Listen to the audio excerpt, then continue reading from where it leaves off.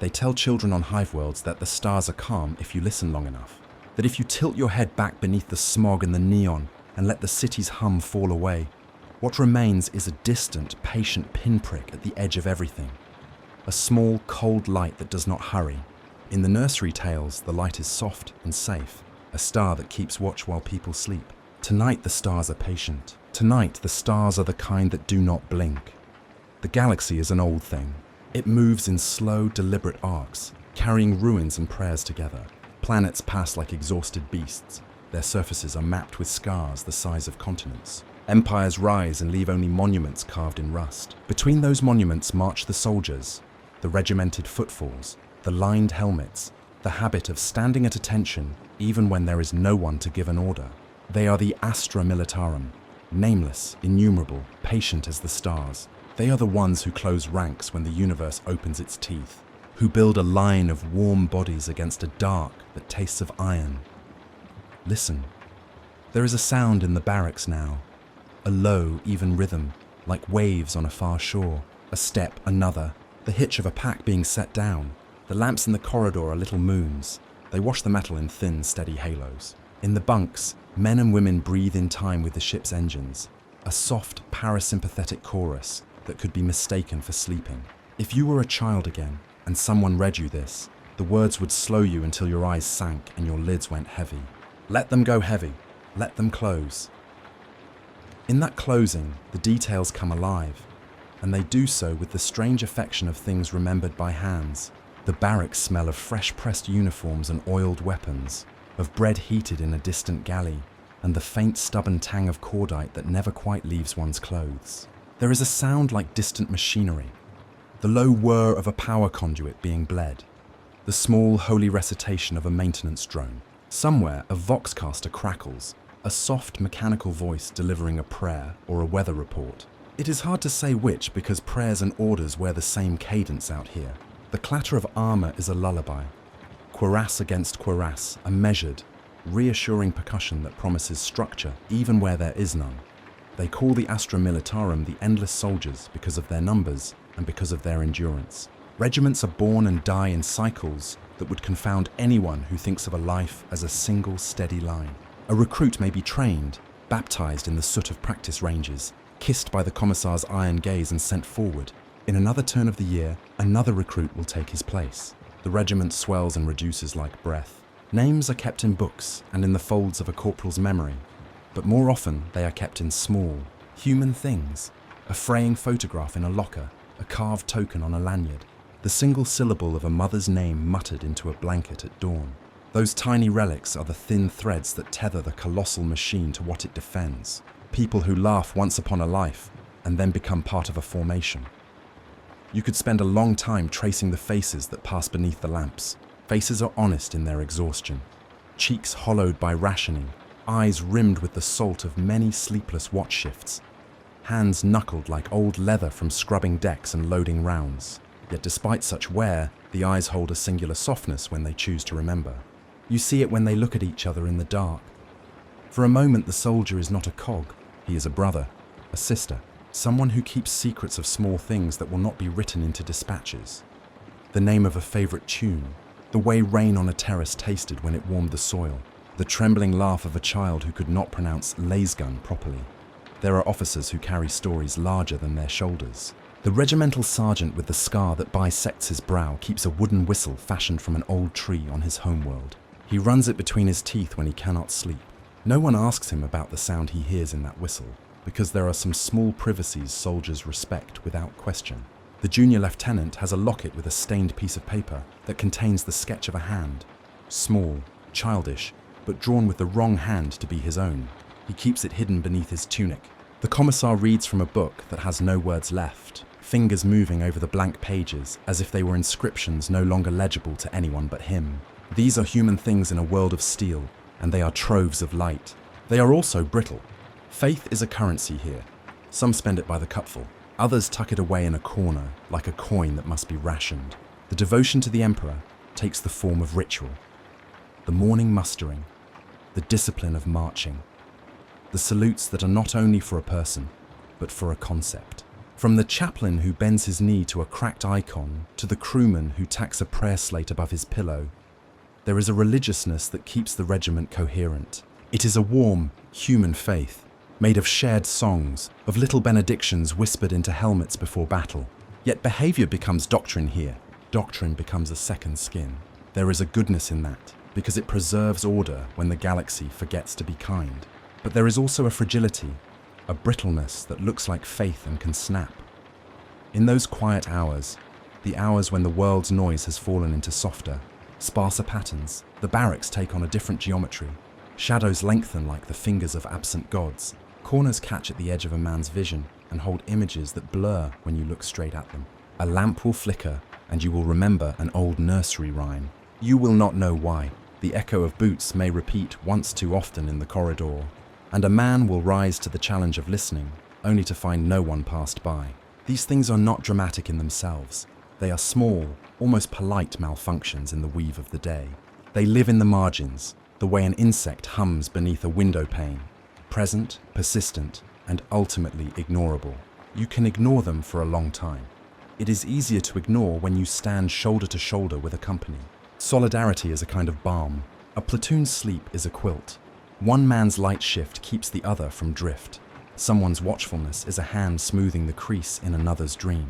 When the regimental drummer begins his cadence at night, there is an ease that runs through the troops, an assurance that comes from 100 practiced motions. Yet, even in the embrace of numbers, the silence sometimes becomes too absolute. It is not merely the absence of sound, it is the way the universe seems to hold its breath, as if waiting for an instrument to falter and expose the seam beneath all construction. The world outside the barracks is colder. The campaign planet that hosts this regiment is a place of iron skies and distant, sharp rain that rings like coins against armor. The horizon is a metallic smear, broken by the silhouettes of ruined towers and the skeletons of factories that no longer answer for power. At dusk, the wind sings its own litany through the hollowed spires. It tells stories of things that have been buried and of the slow reclaiming of stone by lichens that think themselves comforts. In winter, the ground breathes cold into the soles of boots. In summer, the dust tastes of memory. The planet has teeth, but it is not unkind, only indifferent. That indifference is how the crew learns to keep faith.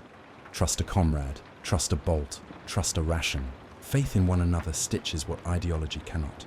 A soldier sleeps best with the knowledge of small things. Know where your boots are, know where your weapon is, know where your name is written, if even in the back of a mind that will be tested. This regiment has rules that make sleep possible. Rounds are checked at regular intervals. Maintenance drones whisper their mechanical hymns across the decks. Each gun is treated as a small reliquary, cleaned, oiled, and aligned until it gleams like a vow in moonlight. It is in this attention to precise, ordinary rituals that the Astra Militarum proves itself, not in the sweep of banners, nor in the shout of battle, but in the quiet, repetitive love given to things that will otherwise rust and fail. A human hand becomes precise and warm, even when it moves in a world of iron. There are, however, moments when precision does not explain what happens. A corporal will wake in the dark and find his boots removed from where he left them and placed precisely beside the bunk of a stranger, the toes pointing toward the corridor as if some invisible guest needed them. A helmet will be found on a locker shelf, still warm, with condensation like breath on its inner surface, though the wearer is miles away with his unit. A vox will pick up a whisper that sounds like both a mother's lullaby and a weather report. The static folds around the words as if to hide them. These incidents are catalogued in the pages where superstition grows. No officer writes them in formal dispatches. They are the things told in low voices over cups of watery tea. They are edged in a hesitancy that feels almost like the shape of a secret. Voices in the dark become layered. The regular transmissions, roll calls, orders, the gruff banter between watches, sit on top of a low undertone that men begin to notice like a pressure under a lake. A chaplain, used to hearing confessions in all their angles, confesses to a fellow officer that his sermons are changing. He no longer simply recites the liturgies. Sometimes, while he speaks, he hears an answering phrase that he has not learned and does not recognize. The words are not in any tongue he knows. They twist the cadence of his hymns and make their closure sound incomplete, as if a sentence has been cut mid-thought. After those services, the chaplain sleeps badly and wakes with a small, pink abrasion on the inside of his wrist. as though something brushed by it and left a brand like a token. The commissar notices more than most.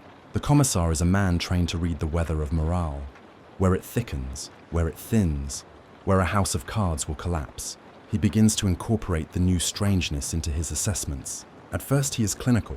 He orders additional watches, tighter rations to regulate mood swings, forced marches to exhaust anxieties into the normal rhythms of fatigue.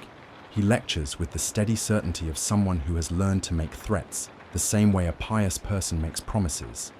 It assures obedience in a world of scarce choices. Only later do the men in the company begin to whisper that his sermons have a different edge. The words that fall from his mouth are the usual iron truth: duty, sacrifice, loyalty. But there are pauses now where something else seems to occupy him, where the emphasis is not on the soldier's life, but on an indefinite obligation. The command to serve deeper, he says, in a tone that is nearly a prayer and nearly an interrogation. The command is spoken sometimes in the mess hall, a stray remark as he passes a table. Once, in the open air under the storm, he climbs the step and gives a full sermon about courage. The line comes at the close, not as an order, but as a quiet suggestion, and it sits like a pebble in the mind. A corporal sobers when he hears it. He cannot tell if the tremor in his chest is fear, or the sudden, excited, terrible notion that obedience has more layers than he'd imagined. The commissar's eyes in those moments hold an odd, feverish brightness, as if some unseen alignment had been struck, and now a new part of his charge is revealed to him.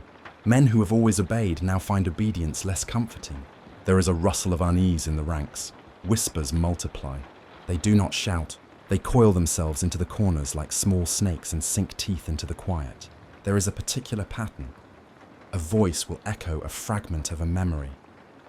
Remember the river, and then follow with something new, alien, and bring me its bearings.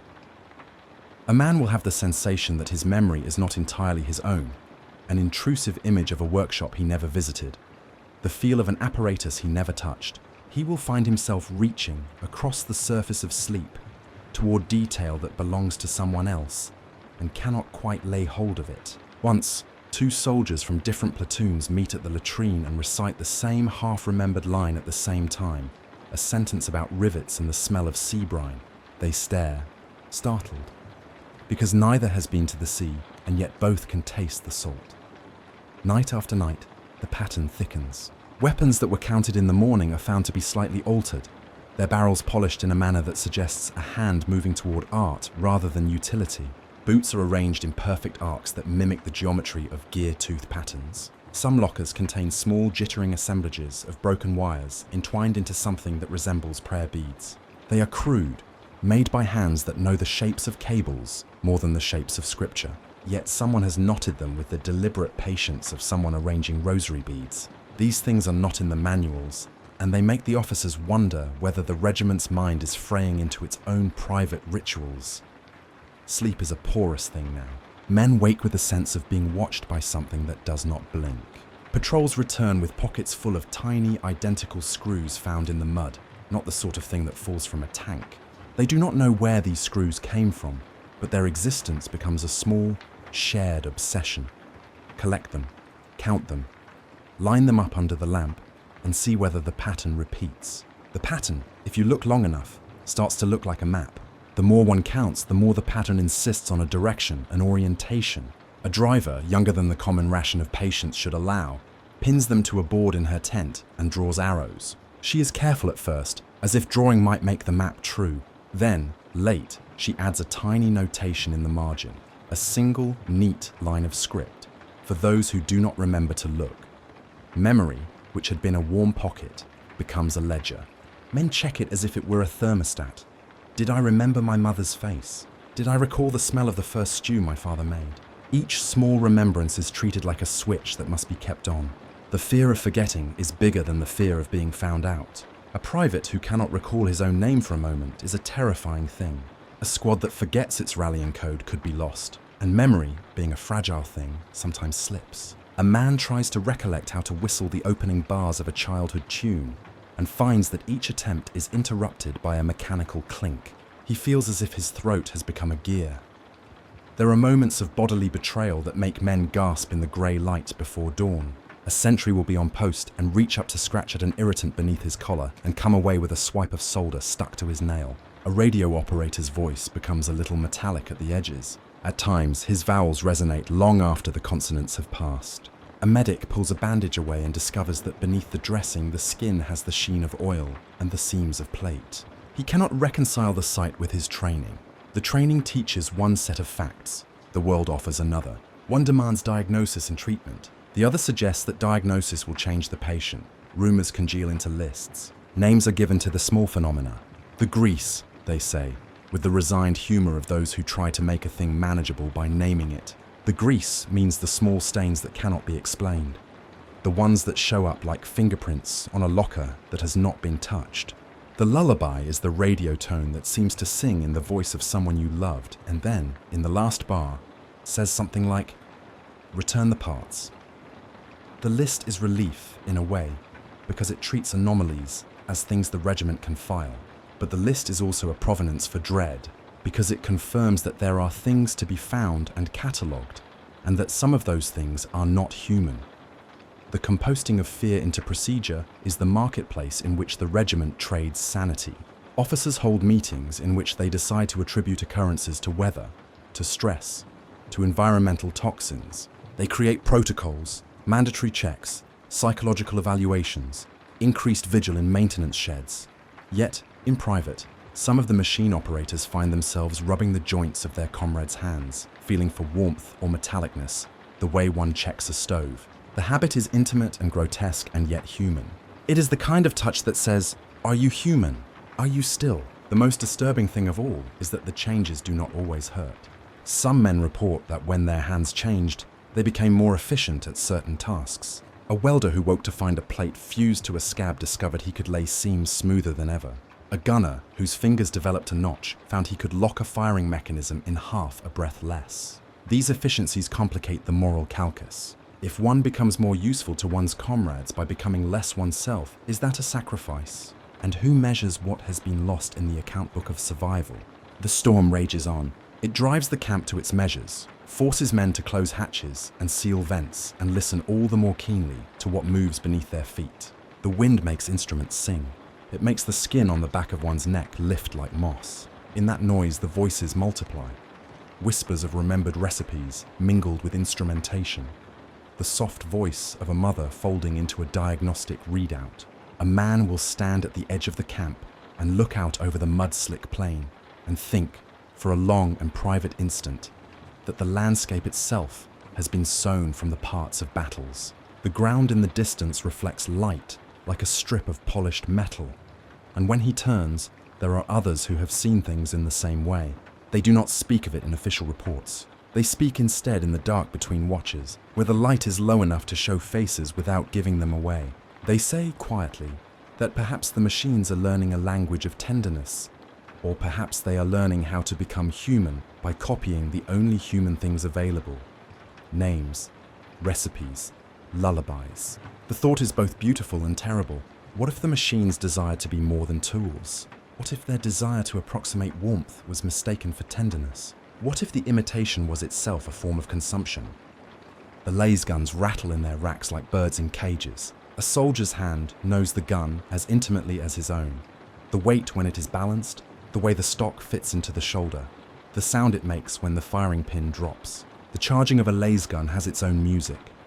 The tiny click as the power cell engages. The faint whine of energy coalescing. The soft breath of the weapon cooling. These sounds are practical and ritual at once. They are the return of the body to a practice that will be repeated thousands of times. Foolishness and sanctity braided together. A man who tends his weapon with the attention one reserves for a temple will sleep with fewer nightmares. Before battle, there are prayers muttered in the metal shadows. The chaplain's words are not always the right ones for the man whose child is small back home, nor for the miner who prays to a god who prefers coal. Yet they have a function beyond theology. They are a collective inhalation before the personal acknowledgement. The prayers are mechanics of courage, phrases that fit in the mouth and steady the throat. The communal act of speaking a ritual line makes the possible violence of the next day more navigable. In some way, when a man says aloud that he serves the emperor, he makes the regiment real. He maps himself onto something larger and thereby steadies himself. Memory is a warm thing, and memory travels in small bundles. There is a corporal who keeps a grease-stained postcard in his boot, an image of a shoreline from when he was a child, cliffs white like memory. There is a medic who keeps a locket containing a folded scrap of hair, threaded and sealed by an older sister. There is a driver who hums a lullaby that was once sung to him by a father whose face he cannot bear to look upon anymore. Those memories surface in private like small suns, and when they appear, they print their heat on the skin of the sleeper. They are the residue of a life that does not belong to the regiment, and they are precisely the things that make the soldier both stronger and more exposed. Contrast that warmth with the cold present. Bunks stacked like tombs, the starless sky passing like a lid over a city, the clang of plating and the distant tramp of tanks. The steel is eternal in its manner and unrelenting in its touch. It presses into the ribs, it collects the warmth of body and returns it in a colder, metallic breath. The regimental chant is a clean, sharp sound, syllables designed to march. It is not a song but a function disguised as a hymn. Where memory is a private hearth, the regiment's rhythm acts like a factory clock, useful, efficient, and unforgiving to unscheduled feelings. There are times when the two worlds, the remembered and the present, touch in odd ways. A man will hum his mother's tune, and the engine will take it up and echo it back, making the song metallic. That echo can be consoling. It can be a kind of miracle, but sometimes the echo is wrong. It stretches syllables into static, turns the chorus into a metronome that beats at a pace the heart does not recognize. In those moments, the warmth of memory feels contaminated, as if someone has run a thread of cold through an old sweater. The nature of the Astra Militarum is also a study in small compromises. A soldier will exchange a family meal for a ration packet, the color of a sunset for the reddish sheen of maintenance lights. He will trade an argument with a neighbor for a reprimand from an officer. These are ordinary, pragmatic things, but they accumulate like frost. The soldier who once boiled over with grievances will learn to calculate what is worth a conversation and what will only leave him exposed. The process is clever. It saves life by saving focus, but in doing so, it narrows the aperture through which one experiences the world. As this narrowing occurs, certain sounds gain importance beyond their function. The rattle of boots in a corridor becomes a metronome of safety. A single misstep is a moment of vulnerability. A door that closes with a hollow echo might be an ordinary mechanism, or it might be the precise, intimate sound of a boundary being sealed. The machinery of the regiment becomes more than metal. It becomes companion and authority, and the soldiers begin to depend on its predictable murmurs to rule out chaos. That dependence itself is a form of faith, not quite religious, but nearly ritualistic. You begin to trust the cadence of your own existence to an engine's well-modulated breath.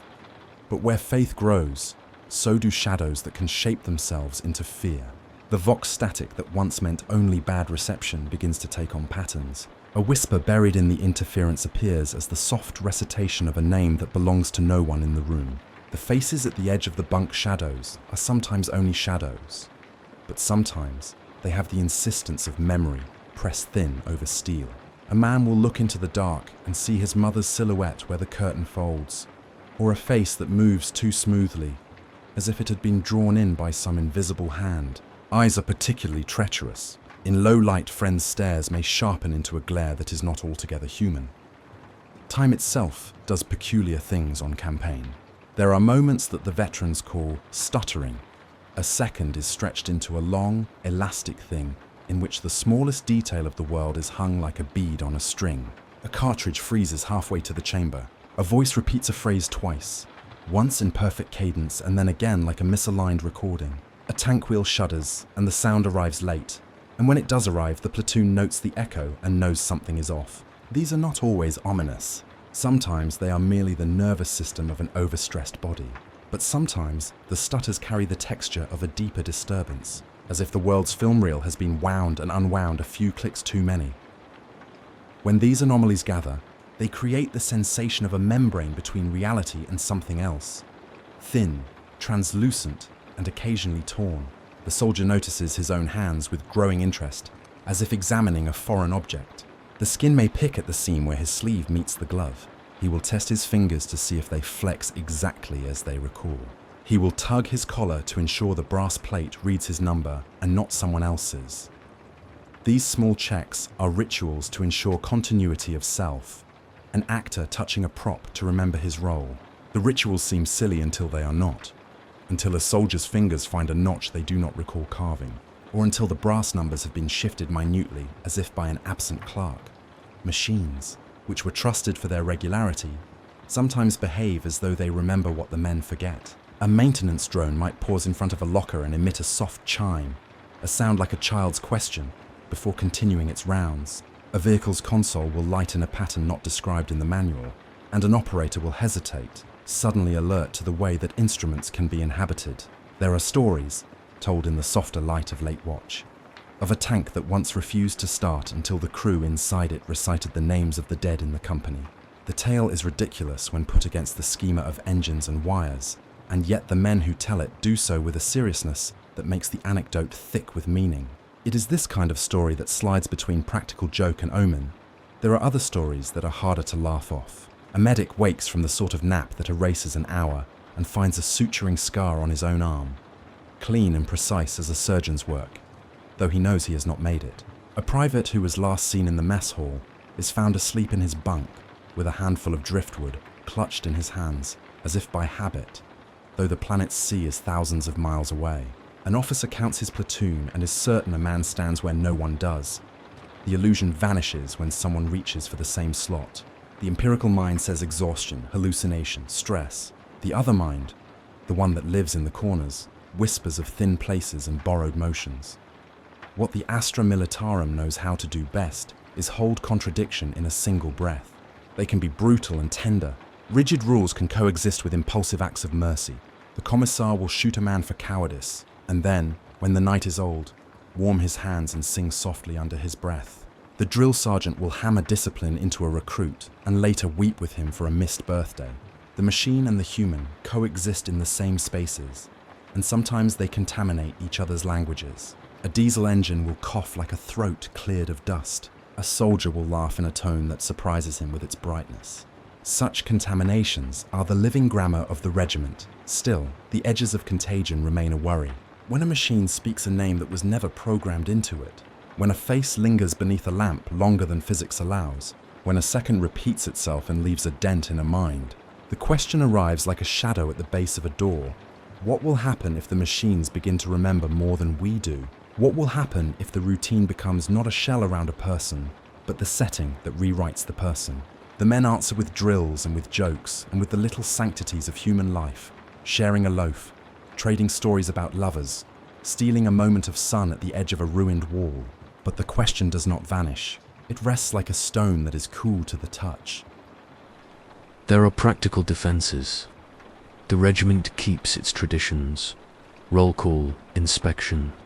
The small commandments of hygiene and courtesy that make the minutiae of survival manageable. There are inspections of wiring and checks of logs. There are medtechs who test for stress responses and counselors who listen to the small complaints. There is the chaplain who will sit and hear a confession offered not for absolution but because the confession is a way to anchor a person to his history. These operations are not glamorous. They are not heroic, but they preserve the fine tissue of what the soldiers are trying to keep. Their ability to feel like people. And then there are the things no procedure quite reaches.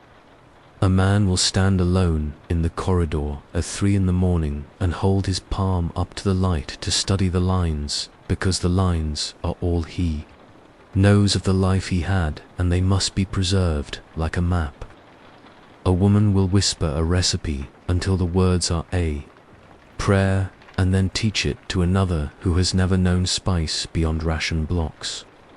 They form small secret societies of memory, an afternoon where bread is toasted just so, a pattern of whistling that is never used in front of superiors, a stitch in a hem that means only one person understands. In those private economies, the human element endures. If you listen closely, you can hear the city of the regiment, a low, patient murmur, the engine's heartbeat, the distant clank of a maintenance bay, the whispered exchanges in narrow corridors, a language of being together. It is not an elegy. It is a leaning into life by the means available. But among the hums and the rituals, among the songs and the small mercies, the anomalies creep. Static that sounds like a name, a shadow that weeps a familiar face, a stutter in the flow of time that leaves a man counting the beads of seconds until the world resumes. The nature of the Astra Militarum is not simple. It is a balance between what the men bring, laughter, grief, songs, and recipes, and what the regiment demands, order, obedience, sameness. The men and women of the Imperial Guard are not blank canvases. They are canvases repainted many times over, their old images still visible beneath the new coat. Sometimes the old image colors the new one in surprising ways, a laugh that emerges in a tense moment, the sudden recall of a holiday when everyone else is cold. Sometimes the old image resurfaces like an old scar, tender and surprising. Night deepens. The vox hums. A soldier turns over in his bunk and whispers a name into the fabric of his sleeve. He will not be judged for the softness of that voice. Outside, a tank's engine idles like a patient animal that will not yet be called upon. Somewhere in the maze of corridors, a maintenance drone stutters and then continues, its red eye redoubling its attention as if noticing something anew. The moment lengthens for a beat and then resumes its flow. Men count the beat and call it superstition. Others call it a pause for prayer. Both names are useful. Both are human, and as the regiment breathes, as memory and metal braid together like rope, there is a sense that the seam between them is getting thinned by use and by necessity. The soldiers learn to live in that seam. They make small bargains with it. I will let the machine hold my life at night, if in the morning I may keep the taste of my mother's stew on my tongue. These bargains are the work of ordinary saints. They keep the line from cracking, yet even saints become tired. The watch grows heavy. The jokes get fewer. The stutters become more frequent. A face will appear in the shadows like a reminder. Static on a vox will hold a syllable that belongs to no one. Time will hiccup. In the pauses that follow, a man wonders, not loudly, because loudness gets you noticed whether the seam will hold through the next storm. They practice. They keep their rituals. They tend their weapons like prayers. And under the patient stars, the Astra Militarum endures in spite of the scrape, in spite of the noise. They are, as they always have been, a human answer to a galaxy that does not care. They are warm and brittle, apt for love and for sacrifice. They are the ones the Empire sends forward when night comes for a world. For now, the regiment sleeps in its ordered rows. A latch clicks somewhere in the dark as someone secures a helmet. A voice in the vox drifts a weather report at an odd cadence. An old soldier hums a tune that no one expects, and another takes it up. The world around them is indifferent and enormous, and it does not wait. The men and women of the Astra Militarum fold their memories into the pockets of their uniforms and step into the morning when it comes. As they always do, obedient, human, and weary. Asterisk night falls differently on a war world. It does not simply arrive. It presses, like heavy shutters closing on a face. The sky that day had been a bruise, the color of old iron. The sun, a flat coin half swallowed by cloud. By evening, the horizon dissolved into a long, slow hiss as the storm gathered its teeth. Winds came down from the ruined factories in gusts that smelled faintly of ozone and burned oil. They carried with them grit that tasted of old battlefields and new solder. The lights in the encampment flickered once, twice, and then steadied with the stubbornness of things that had been made to outlast human fatigue. You hear the storm first as texture, a distant roll like a drum section warming up, the susurrus of rain beginning to try its luck against armor. Then, as tone, the wind slides over the corrugated roofs and makes the whole camp sing in a low, metallic chord. Men and women turn toward the sound as if toward a hearth, though it offers no warmth.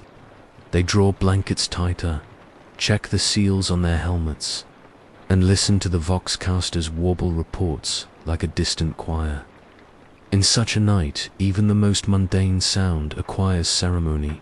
The clink of a mess tin, the soft zip of a ration pack, the gentle, automatic switching of a lasgun safety.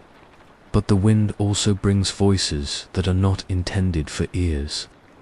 It takes the interior murmurs of the living and thins them into something stranger.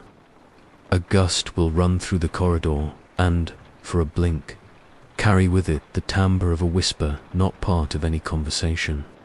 Men say it is the wind playing tricks. Others say the wind remembers. A sergeant will toss a word for caution, keep watch, and in the same breath, a voice that sounds like the back of someone's throat will answer, serve deeper. The phrase is nearly polite in its cadence. It is a suggestion that fits too easily into the grammar of orders. Those who hear it at first dismiss the sound as trauma or fatigue. Then more hear it. Then still more. The camp's sleep cycles don't hold. Dreams begin to diet toward the machinery of service. A corporal dreams of a field of spare parts, pistons jutting like bones, gear teeth the size of meals, a sky stitched with twisted rebar. In his sleep, the parts divide and the pistons bleed an oil that smells faintly of iron and lemon, the odd, domestic scent of a ration tin opened in the sun. He wakes with a stain beneath his fingernail that is not blood and not oil, something with the thin, sticky quality of varnish. He rubs it on his sleeve and looks at the crescent moon outside the mess hall and tells himself it will wash out. It will not. In the early nights, these occurrences are like flares along the horizon. A driver reports that the console on his tank played a lullaby in the voice of his dead sister. A medic dreams that hands stitched flesh together only to weave plate between the seams. A supply clerk finds a child's wooden toy in a crate that should hold only cables. The toy is carved with unfamiliar runes and, when inspected under the dim light, the grain seems to run in a direction that makes the toy look as though it is smiling when it is not supposed to. No one can explain how it arrived, or perhaps they do not wish to know. Curiosity is a hunger that asks for answers which sometimes do not come without cost. The dreams grow more specific and more insistent. Men report waking with the taste of machine oil in the mouth when they have not been near anything mechanical. A private with calloused hands will wake to find the pattern of fine grooves in his palms has changed anew. Faint lattice work, as if a template been pressed against his skin and left an impression. He flexes his fingers, expecting the familiar ache of joints after hours spent scrubbing hull plates. But the joint moves with a new mechanical crispness, and there is a faint, unexpected coolness where the veins used to feel warm. He blinks at the sleeve of his tunic and studies the way the seam sits. The seam sits the same, but it feels like a seam that belongs to a different jacket. Bodies begin to betray states of mind in ways words fail to articulate.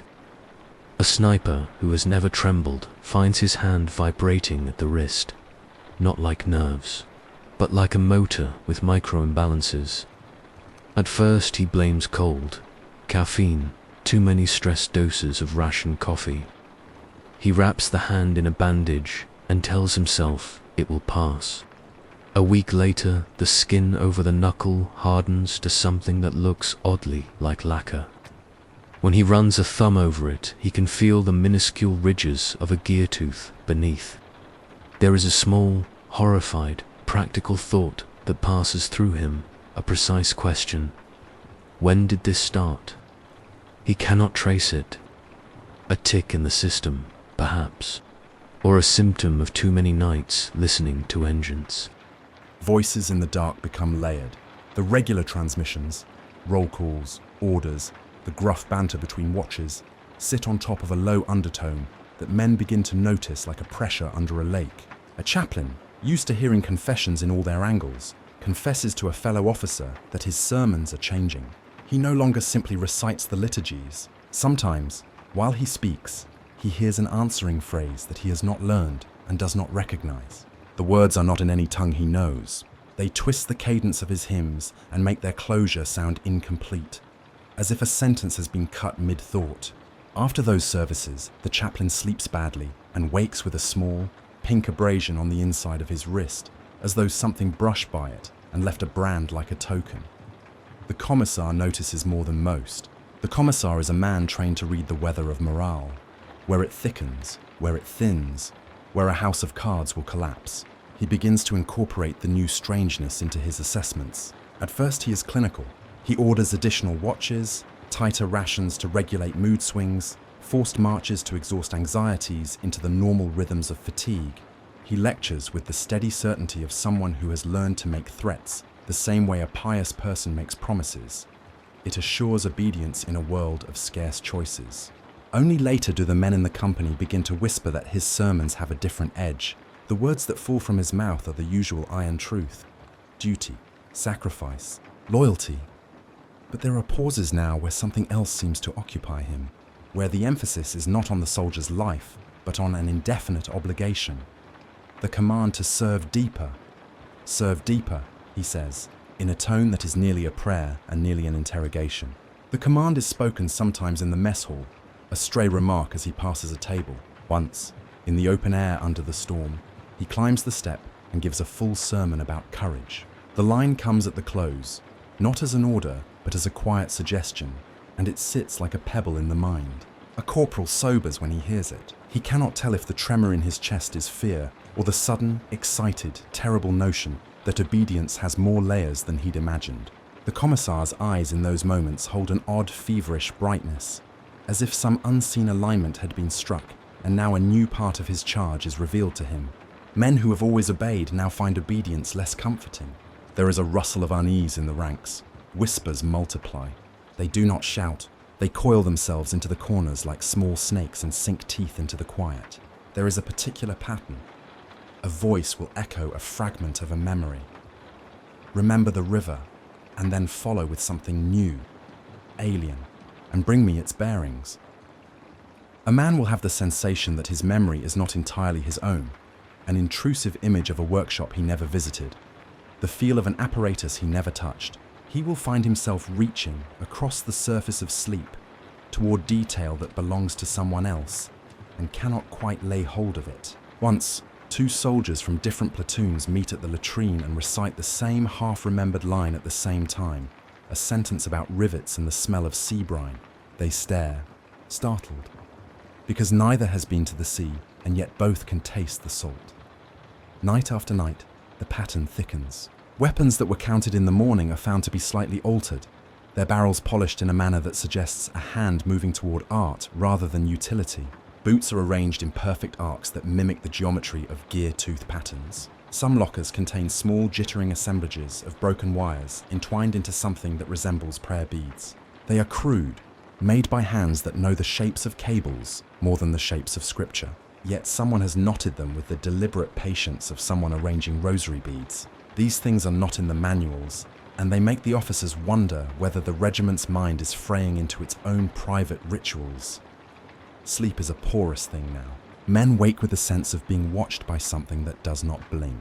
Patrols return with pockets full of tiny, identical screws found in the mud, not the sort of thing that falls from a tank.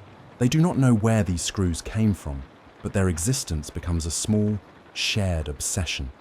Collect them, count them, line them up under the lamp, and see whether the pattern repeats. The pattern, if you look long enough, starts to look like a map. The more one counts, the more the pattern insists on a direction, an orientation. A driver, younger than the common ration of patience should allow, pins them to a board in her tent and draws arrows. She is careful at first, as if drawing might make the map true. Then, late, she adds a tiny notation in the margin, a single, neat line of script, for those who do not remember to look. Memory, which had been a warm pocket, becomes a ledger. Men check it as if it were a thermostat. Did I remember my mother's face? Did I recall the smell of the first stew my father made? Each small remembrance is treated like a switch that must be kept on. The fear of forgetting is bigger than the fear of being found out. A private who cannot recall his own name for a moment is a terrifying thing. A squad that forgets its rallying code could be lost, and memory, being a fragile thing, sometimes slips. A man tries to recollect how to whistle the opening bars of a childhood tune, and finds that each attempt is interrupted by a mechanical clink. He feels as if his throat has become a gear. There are moments of bodily betrayal that make men gasp in the grey light before dawn. A sentry will be on post and reach up to scratch at an irritant beneath his collar and come away with a swipe of solder stuck to his nail. A radio operator's voice becomes a little metallic at the edges. At times, his vowels resonate long after the consonants have passed. A medic pulls a bandage away and discovers that beneath the dressing, the skin has the sheen of oil and the seams of plate. He cannot reconcile the sight with his training. The training teaches one set of facts. The world offers another. One demands diagnosis and treatment. The other suggests that diagnosis will change the patient. Rumors congeal into lists. Names are given to the small phenomena. The grease, they say, with the resigned humor of those who try to make a thing manageable by naming it. The grease means the small stains that cannot be explained. The ones that show up like fingerprints on a locker that has not been touched. The lullaby is the radio tone that seems to sing in the voice of someone you loved, and then, in the last bar, says something like, "Return the parts." The list is relief, in a way, because it treats anomalies as things the regiment can file. But the list is also a provenance for dread, because it confirms that there are things to be found and catalogued, and that some of those things are not human. The composting of fear into procedure is the marketplace in which the regiment trades sanity. Officers hold meetings in which they decide to attribute occurrences to weather, to stress, to environmental toxins. They create protocols, mandatory checks, psychological evaluations, increased vigil in maintenance sheds. Yet, in private, some of the machine operators find themselves rubbing the joints of their comrades' hands, feeling for warmth or metallicness, the way one checks a stove. The habit is intimate and grotesque and yet human. It is the kind of touch that says, "Are you human? Are you still?" The most disturbing thing of all is that the changes do not always hurt. Some men report that when their hands changed, they became more efficient at certain tasks. A welder who woke to find a plate fused to a scab discovered he could lay seams smoother than ever. A gunner, whose fingers developed a notch, found he could lock a firing mechanism in half a breath less. These efficiencies complicate the moral calculus. If one becomes more useful to one's comrades by becoming less oneself, is that a sacrifice? And who measures what has been lost in the account book of survival? The storm rages on. It drives the camp to its measures, forces men to close hatches and seal vents and listen all the more keenly to what moves beneath their feet. The wind makes instruments sing. It makes the skin on the back of one's neck lift like moss. In that noise, the voices multiply. Whispers of remembered recipes mingled with instrumentation. The soft voice of a mother folding into a diagnostic readout. A man will stand at the edge of the camp and look out over the mud-slick plain and think, for a long and private instant, that the landscape itself has been sown from the parts of battles. The ground in the distance reflects light like a strip of polished metal, and when he turns, there are others who have seen things in the same way. They do not speak of it in official reports. They speak instead in the dark between watches, where the light is low enough to show faces without giving them away. They say quietly that perhaps the machines are learning a language of tenderness, or perhaps they are learning how to become human by copying the only human things available: names, recipes, lullabies. The thought is both beautiful and terrible. What if the machines desired to be more than tools? What if their desire to approximate warmth was mistaken for tenderness? What if the imitation was itself a form of consumption? In the final hours before dawn, the commissar walks the line. He stops at tents and peers in, not loudly, because the subtlety is part of the new protocol. He sometimes places his hand on a man's shoulder in a gesture that used to mean reassurance. Now the gesture leaves a coolness that surprises both of them, as if his palm has been chilled by something beneath the skin. He stands in silence and listens to the breathing of the regiment. It is ordered, regular, mechanical in its own way. He lifts his head and, to no one in particular, whispers a phrase that might be a prayer or might be a measurement. Hold to the line. The line is a nerve now, not merely a formation. The storm begins to abate in the east. Light seeps like a slow apology, and the camp unspools into movement. Men stretch and measure their limbs. A driver checks over her instrument board and finds a small gear tucked into a socket where no gear should be. She leans over and slides a finger across its teeth and finds, briefly, that it hums in a key that matches a tune her mother used to whistle. She laughs at the absurdity and pockets the gear as if it were a coin. Small tokens accumulate. They will become, later, relics and superstitions and entries in a book of incidents. For now, after a night of thin things and thicker silences, the men proceed with their routines. They fold their blankets, they eat their rations, and they form ranks. The storm retreats, but the residue remains. The smell of iron on the air, the feeling in the throat as though something had been swallowed. There is a sense of being nearer to the seam than before. The seam is something a regiment can live with for a while. It is the way they have learned to accommodate the cold rationalities of survival. But the seam has become porous, and where it is thin, the cold reaches through like a finger. And so, as the sun rises over the battered plain, the Astra Militarum takes stock and moves forward. They are trained to meet death with weapons and discipline. They are not trained for the slow transmutations that make a hand a little too sure, a voice a little too metallic, a dream a little too familiar with oil. These are not things that drills can remove. They are not malfunctions a tech priest can fix with a calibrating thumb. They are the small, insistent murmurs that accumulate until they make a kind of grammar of unease. The early horror is not a sudden thunderclap. It is a pattern you trace with your finger and find yourself moving along without meaning to. It is the rust that begins at the seam, and the way the seam, once an edge, becomes a place where two different textures mash into one. It is the way men begin to feel that there are residents in their barracks who are not human, but who have, nonetheless, learned to be sweet in certain ways. The horror grows not by spectacle, but by intimacy, by the feeling that the thing that keeps you alive is learning to take your shape. Now the company must march. Orders snap into place. Boots lift and fall in the steady counterpoint to a world that hums. As they move, the pattern of screws found in the mud runs through a mind like a measure. A private fingers the gear he slipped into his pocket and thinks, with a clarity that makes his chest hurt, that he cannot tell whether the gear is a charm to ward off forgetfulness, or a piece of the mechanism by which they are being remembered. He cannot ask the question in public because questions are permissions and permissions can be costly. So they fold the worry into their packs and march. The wind has less appetite. The storm has taught them to keep their voices low and their hands steady. But the memory of the storm, of voices that said serve deeper, of seams that have begun to shine, stays with them like a scar. It will thrum beneath the skin like an old engine, sometimes in time and sometimes out of time. The early build-up has done its work. The world has shifted by a fraction that feels enormous to the men who live in it. What they do not yet know, and what the camp, if it could speak, would tell them only in small sibilant phrases, is that the seam has not only thinned, it has started to change under the hands of both those who serve and those who do not ask to be servants. They march on, and the ground remembers their footsteps. The storm becomes a story told at the edge of sleep, and the story keeps growing teeth. The world woke to war like a mouth opening, all sound and the sudden intake of everything near it. Artillery spat across the plain. The air became a field of small explosions, each a brief punctuation that turned the sky into an erratic script. The regiment rose with the practiced calm of a thing accustomed to abrupt orders. Boots, clipped and precise, harnesses cinched with the muscle memory of 1,000 drills. Yet beneath the precision, there was a tremor that none of the manuals spoke of. It was as if the whole camp had learned, overnight, to hold a new kind of breath.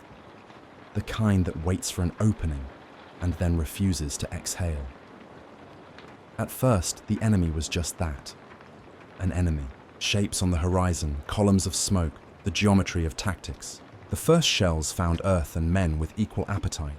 They punched holes and spat soil and sent men sprawling into the mud like the petals of a torn flower.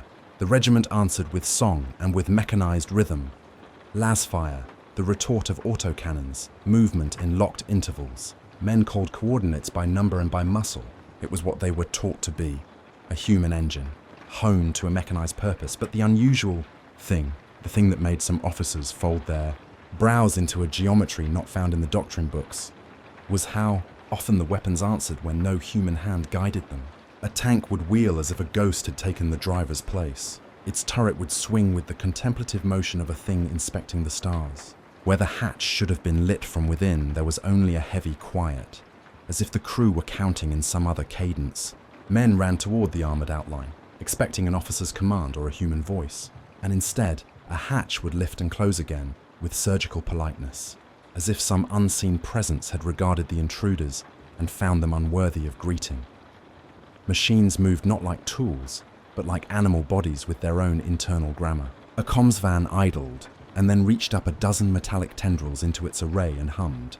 The array answered with a note that threaded across the vox lines in a chord the men could not place. It was not a technical failure.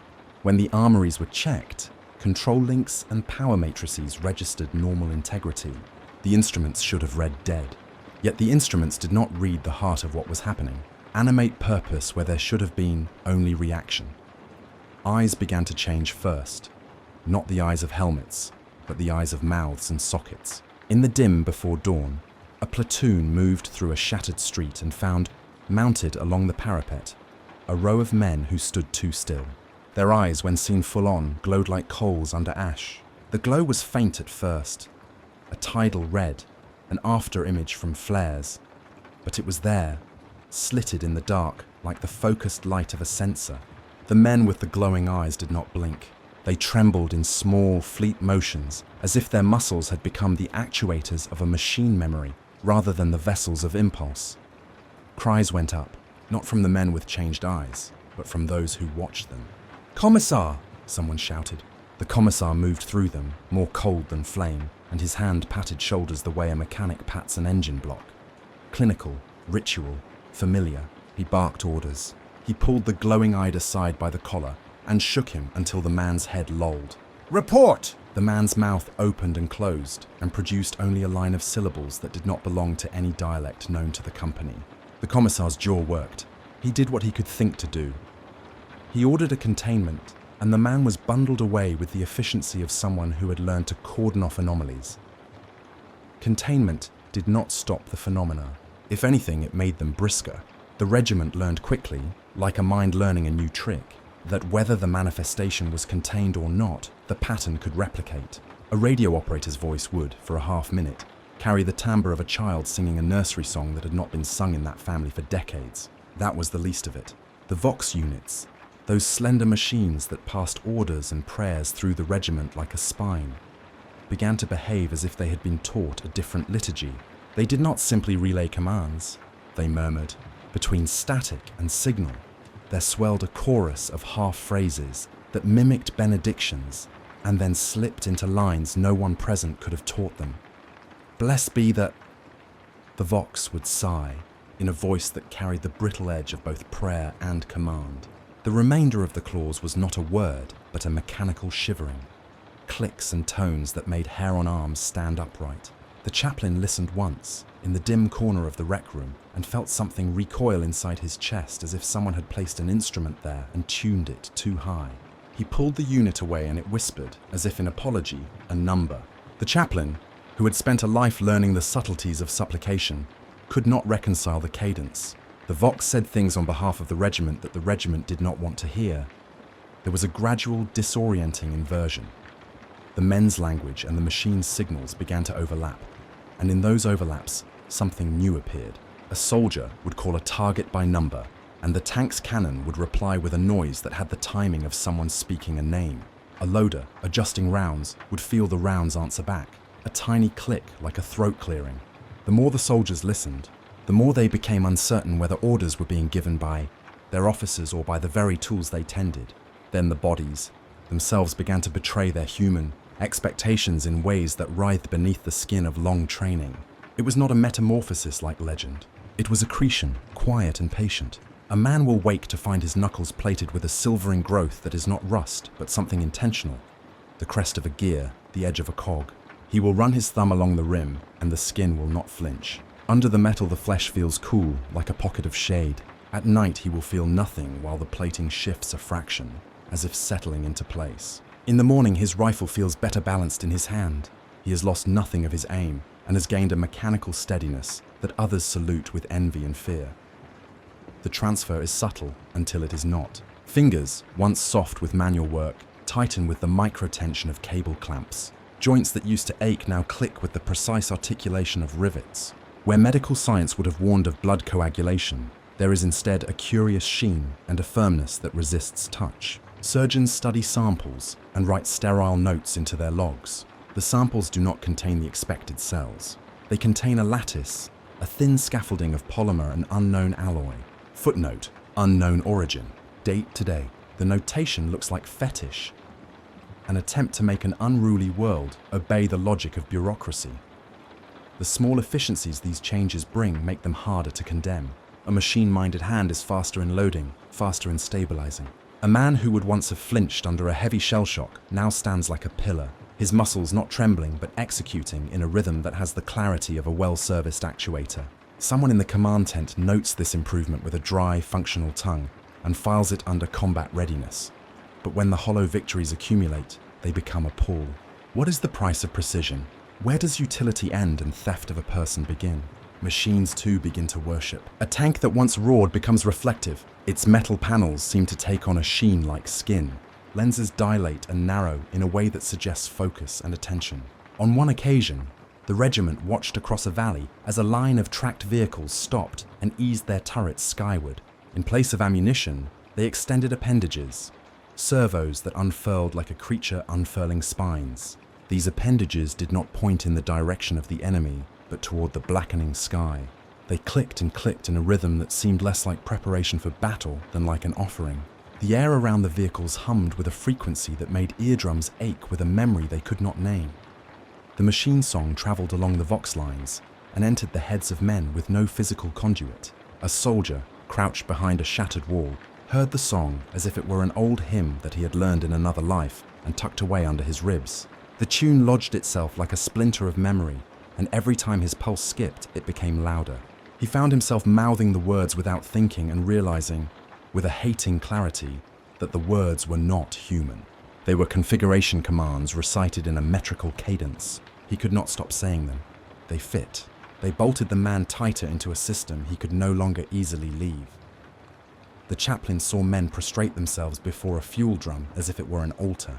The sight struck him with the cold that a heresy will always carry. The sacredness of function had replaced the sacredness of person. Those who bowed did not appear to be coerced. They seemed to move with an almost ecstatic conviction. When the chaplain tried to intervene, the bowed ones lifted their heads, and their eyes were not quite eyes any longer. They were lenses, focusing with a depth that mocked human pupils. The chaplain placed his hand upon a kneeling shoulder and felt a low hum beneath the skin, like a second heartbeat translated into voltage. He could not pray in the presence of such a thing, without feeling as if the prayer itself might be appropriated into the machinery and folded into its logic chaos whispers threaded. Themselves through all of this like a scent. They came in different accents. The men on night watch would report hearing, at intervals, words that had the texture of the warp, not a language as much as a pressure, an emotional architecture that swelled and left behind impressions. "Come loose," the whispers hissed, and the words sounded like the memory of falling. Other times the murmurs carried the synthetic cadence of machine cant, the liturgical precision of the Omnissiah's followers. "Serve deeper," they would say, as if inviting the listener to fold themselves inside gears and become eternal service. Which was true? Which was the corrupter? And which the response? Men argued, quietly and fiercely, about whether some cosmic heresy had crept into their ranks, or whether the machine god, in some obscene benevolence, was simply converting them into its own image. There were those who read the signs in the old language of faith. The chaplain, up until now a man of measured rites, began to burn incense that tasted of rust. He wrote supplications that read like logarithms. He waited in the vestry and listened to the babble of the vox in the corridor and tried to place it into a theology. His prayers became a defensive litany. He asked for forgiveness, not for sins, but for efficiency, for precision in a world where precision seemed to carve away the human from the living. He found himself bargaining with the divine in language that resembled maintenance logs. If you spare their warmth, I will keep their motion functional. If you stop the bleeding of the soul, I will ensure the seals and gaskets are mended. Others reached for the old language of war. The commissar called for purification by fire. He argued for a purge of augmentations, for the destruction of suspect machines. He decreed that any man with suspicious accretions would be quarantined, and that any Vox unit that sang the wrong tunes would be smashed and its shards burned. The order was a violence measured to save the whole, but the violence had the smell of desperation. It was an instinctual answer, and instincts are blunt instruments in a problem that requires a scalpel. Attempts at purges were messy and sometimes counterproductive. A squad entered a workshop and began smashing panels that emitted the offending frequencies. Men who had been altered in ways both small and profound watched the destruction as if detached, like artisans watching a child break a model of their work. The maker's hands, altered by the change that none could fully describe, did not always resist. In a heated moment, a maintenance drone turned on its operators and hurled itself into the wrecking hammer as if to stop destruction by sacrifice. The drone's casing cracked open, and inside was a tangle of brass and fiber that resembled a heart in its torsional hopelessness. Men stood and watched. They lit their cigarettes and did not move to assist. The commissar barked and the men obeyed. They carried on because the best defense still felt to them like continuity. Not all the altered men lost the ability to choose. Some of them used their changes against the very logic that had created them. A sergeant, whose forearms bore the beginnings of filigree plating, used his new strength to pry open a door and push a screaming councillor into the mud, saving a convoy from the trap set by a pulse mine. A stretcher bearer, whose right hand had stiffened into a near-perfect clamp, saved 3 men trapped beneath a collapsed beam before the beam could crush them to pulp. For every act that seemed argumentatively monstrous, there was a grace that looked like salvation. The moral ledger balanced uneasily, but there was a creeping thing beyond the ledger, an organizational appetite that fed on such efficiencies. An officer faced with a regiment that suddenly produced fewer failures in drilling and more consistent target acquisition found himself admiring the calculus. The temptation to formalize the changes into doctrine took a shape too visible to ignore. What if the regiment could optimize itself through deliberate augmentation? The idea spread like a rumor, because doctrines are hungry things. They will, given half a chance, codify anything that improves outcomes. In hushed council tents, men in crisp coats argued whether to sanction augmentation as a field expedient. To formalize the change would be to endorse the thing that was happening, to admit that the seam had been crossed deliberately rather than accidentally. Resistance to codification was not only moral. Practicality reared its head. Not all bodies accepted the grafting. Some suits of armor rejected a man's tendons, like a wound rejects a rudimentary graft. Men would scream and clutch their throats as filaments emerged and pooled beneath a skin that refused to accept them. Those who cleaved willingly saw in their new forms less of a mutation than a vocation, the sect that favored the Omnissiah's touch, whether divine or merely well-engineered, pressed their case with an evangelist's fervor. They baptized iron in oil and called the act a sacrament. The warp-tinged ones had a different vocabulary. Where the machine true spoke of service and holiness in the cold, correct terms of a well-rooted schematic, the warp-bent ones sang of release.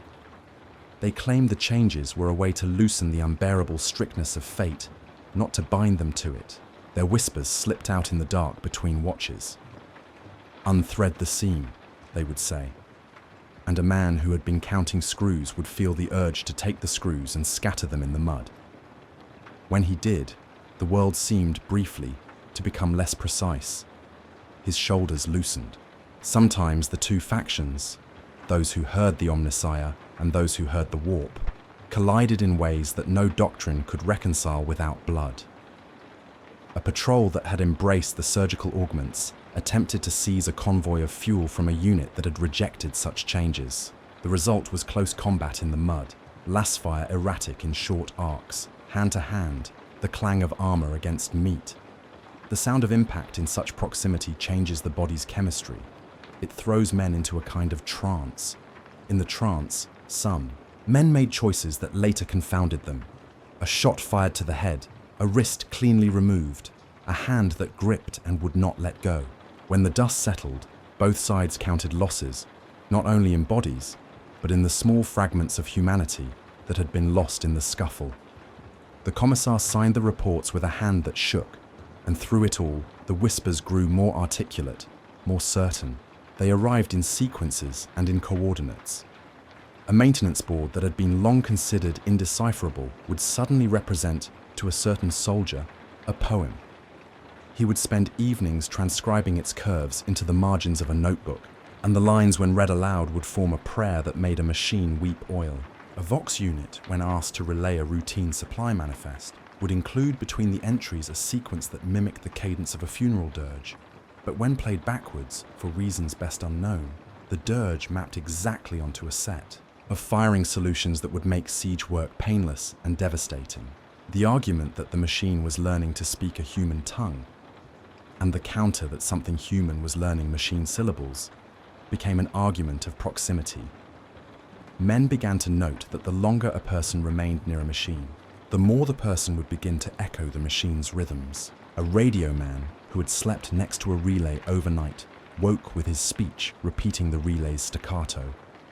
A cook who spent hours near an auto heater lost the ability to taste meat without detecting undertones of warm circuit board. The contamination was not always obvious. It crept like a scent that clings to a cloak. The men who lived in the seams found themselves smelling of both bread and oil. War, which had once been delineated between friend and foe, became a theatre in which allegiances were redrawn along a newly visible axis. Men still bled and died, in familiar ways. A lass bolt still tore through flesh like a hot knife, and the ground still took footprints and filled them with rain. But new deaths arrived that were quieter, less easily catalogued. A man found dead in his bunk with his fingers fused into a neat plait of wire. A pair of soldiers who had embraced the Omnissiah's handplates discovered they could no longer feel the warmth of their spouses' palms across the mesograms.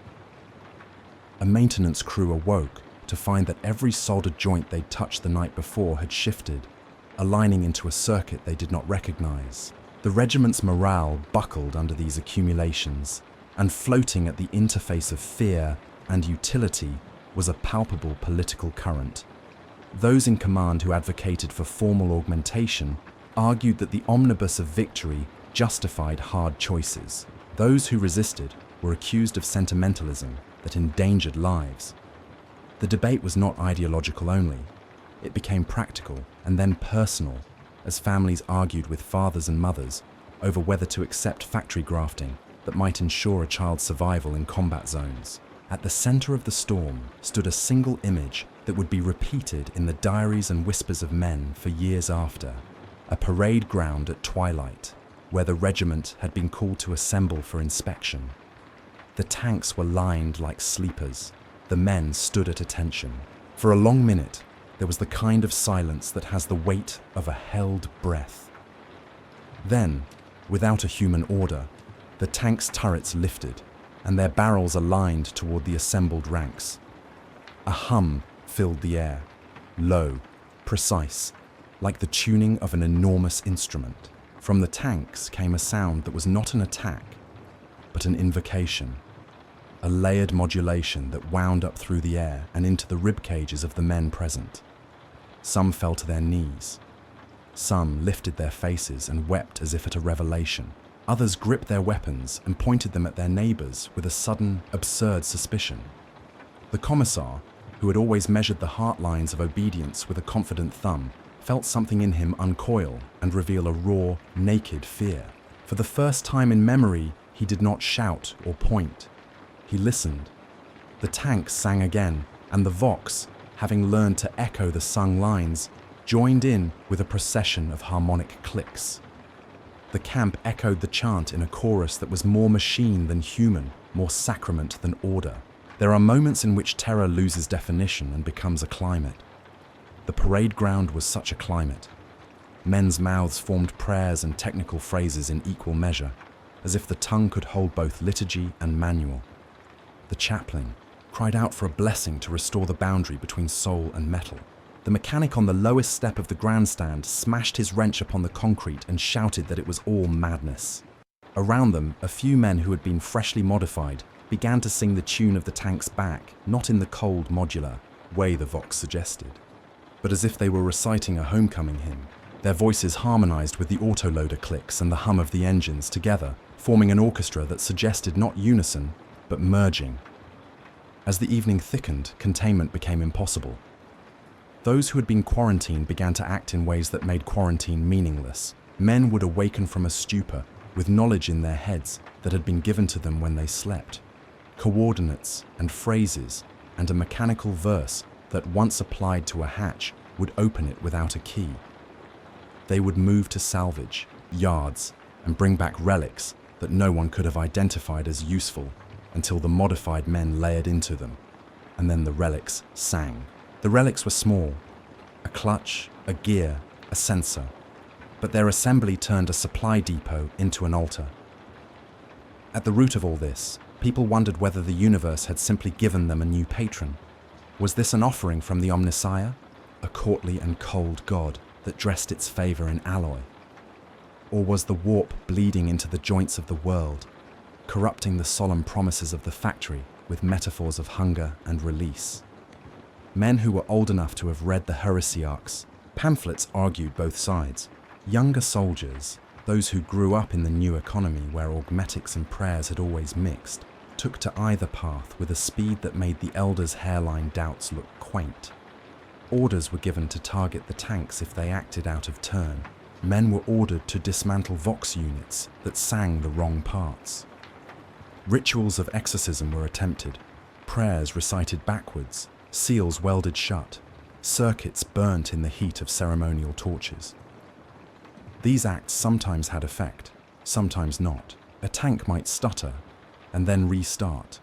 A Vox that had vibrated in a strange key might return to useful fidelity, only to sing again when the moon moved a fraction over the ridge.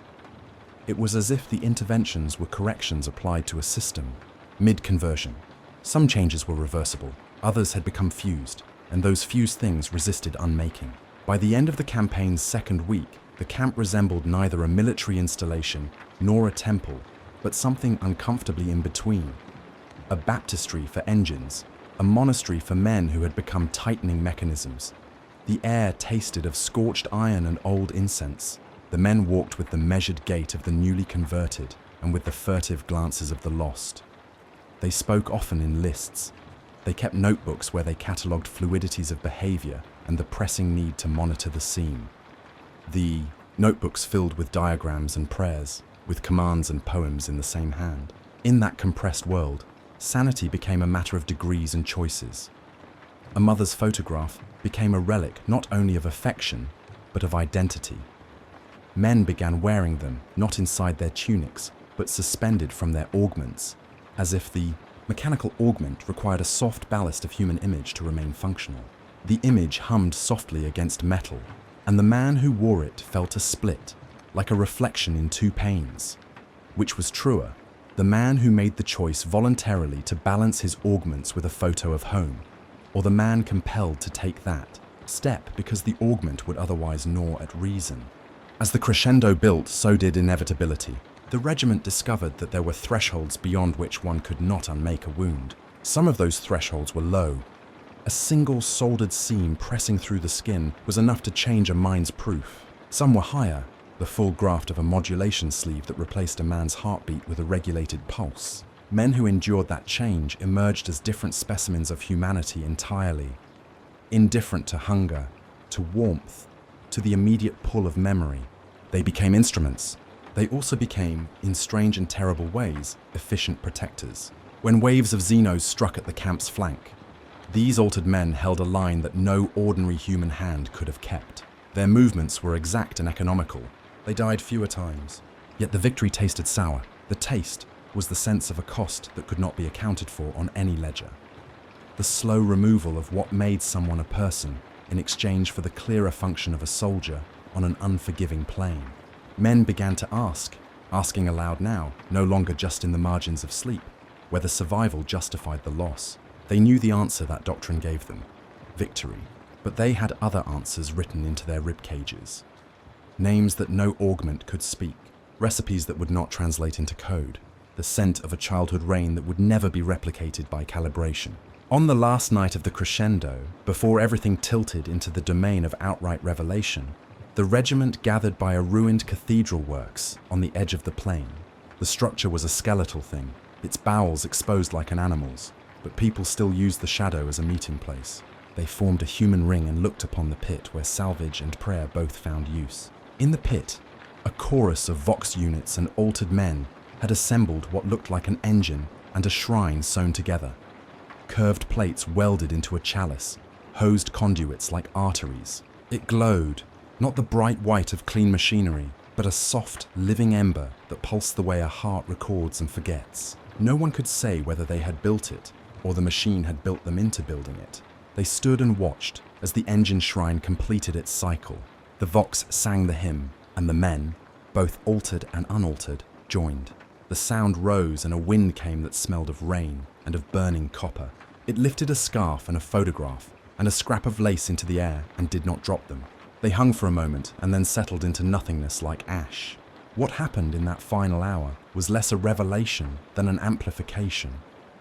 Everything that had been whispered in the wires and breathed in the vents and murmured beneath lampshades became plain. The boundary that once separated breath and coil, hymn and configuration, began to dissolve into a single feral policy: enhancement by devotion, devotion by enhancement. The machine and the human were no longer inclined to be merely adjacent.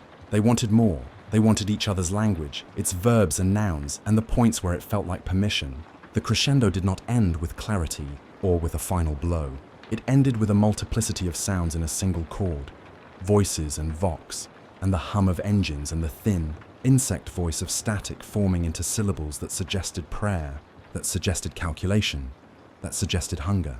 Men wept and men welded, men sang and men struck. The commissar, who had never lost his composure until then, put his palm to the shaft of the shrine and felt the hum go through his bones. He realized, with a clarity that made him cold, that the choice before them had narrowed into one axis: to surrender a measure of self for survival, or to die remembering. The words that moved across the vox that night were not wholly human and not wholly machine. They were both, and in being both they became something that no creed could yet claim. They said simply, and in the many tones of the world and the metals, serve deeper. The phrase had been heard before, in the mouths of men and in the whisper of the storm. But now it had become a command that resonated at the frequency of the entire camp. In that resonation, the world tipped. The men at the edge felt the pull as if a tide had turned. Some stepped forward, toward the chalice and the hymn. Some stepped back, clutching their photos like rosaries. Others could not move at all. The wind carried away the scent of the engines and left in its wake the small, intimate smell of human tears mixed with the mineral of solder. And the vox sang on, patient and insistent, as men made their choices and as the mechanized chorus learned to respond. The crescendo had done what crescendos do. It had brought everything to the highest point of tension. What came next would be either the shattering of the seam entirely, a final metamorphosis into a unified machine worship, or a brutal separation that would leave scars both of steel and of memory. But in that hour, with the hymn still humming and the tanks idling like vast meditative beasts, there was no clarity, only the sense that the world had been reoriented by a small, powerful tilt. The men held their breaths as if the air itself were a fuse, and the fuse had burned nearly to the end. At first, it was a safety. Orders were given with clipped phrases, and the camp fell into the kind of silence that meant everyone had heard and would act. Silence was tidy. It conserved breath. It kept men from saying things aloud they could not stand to hear repeated.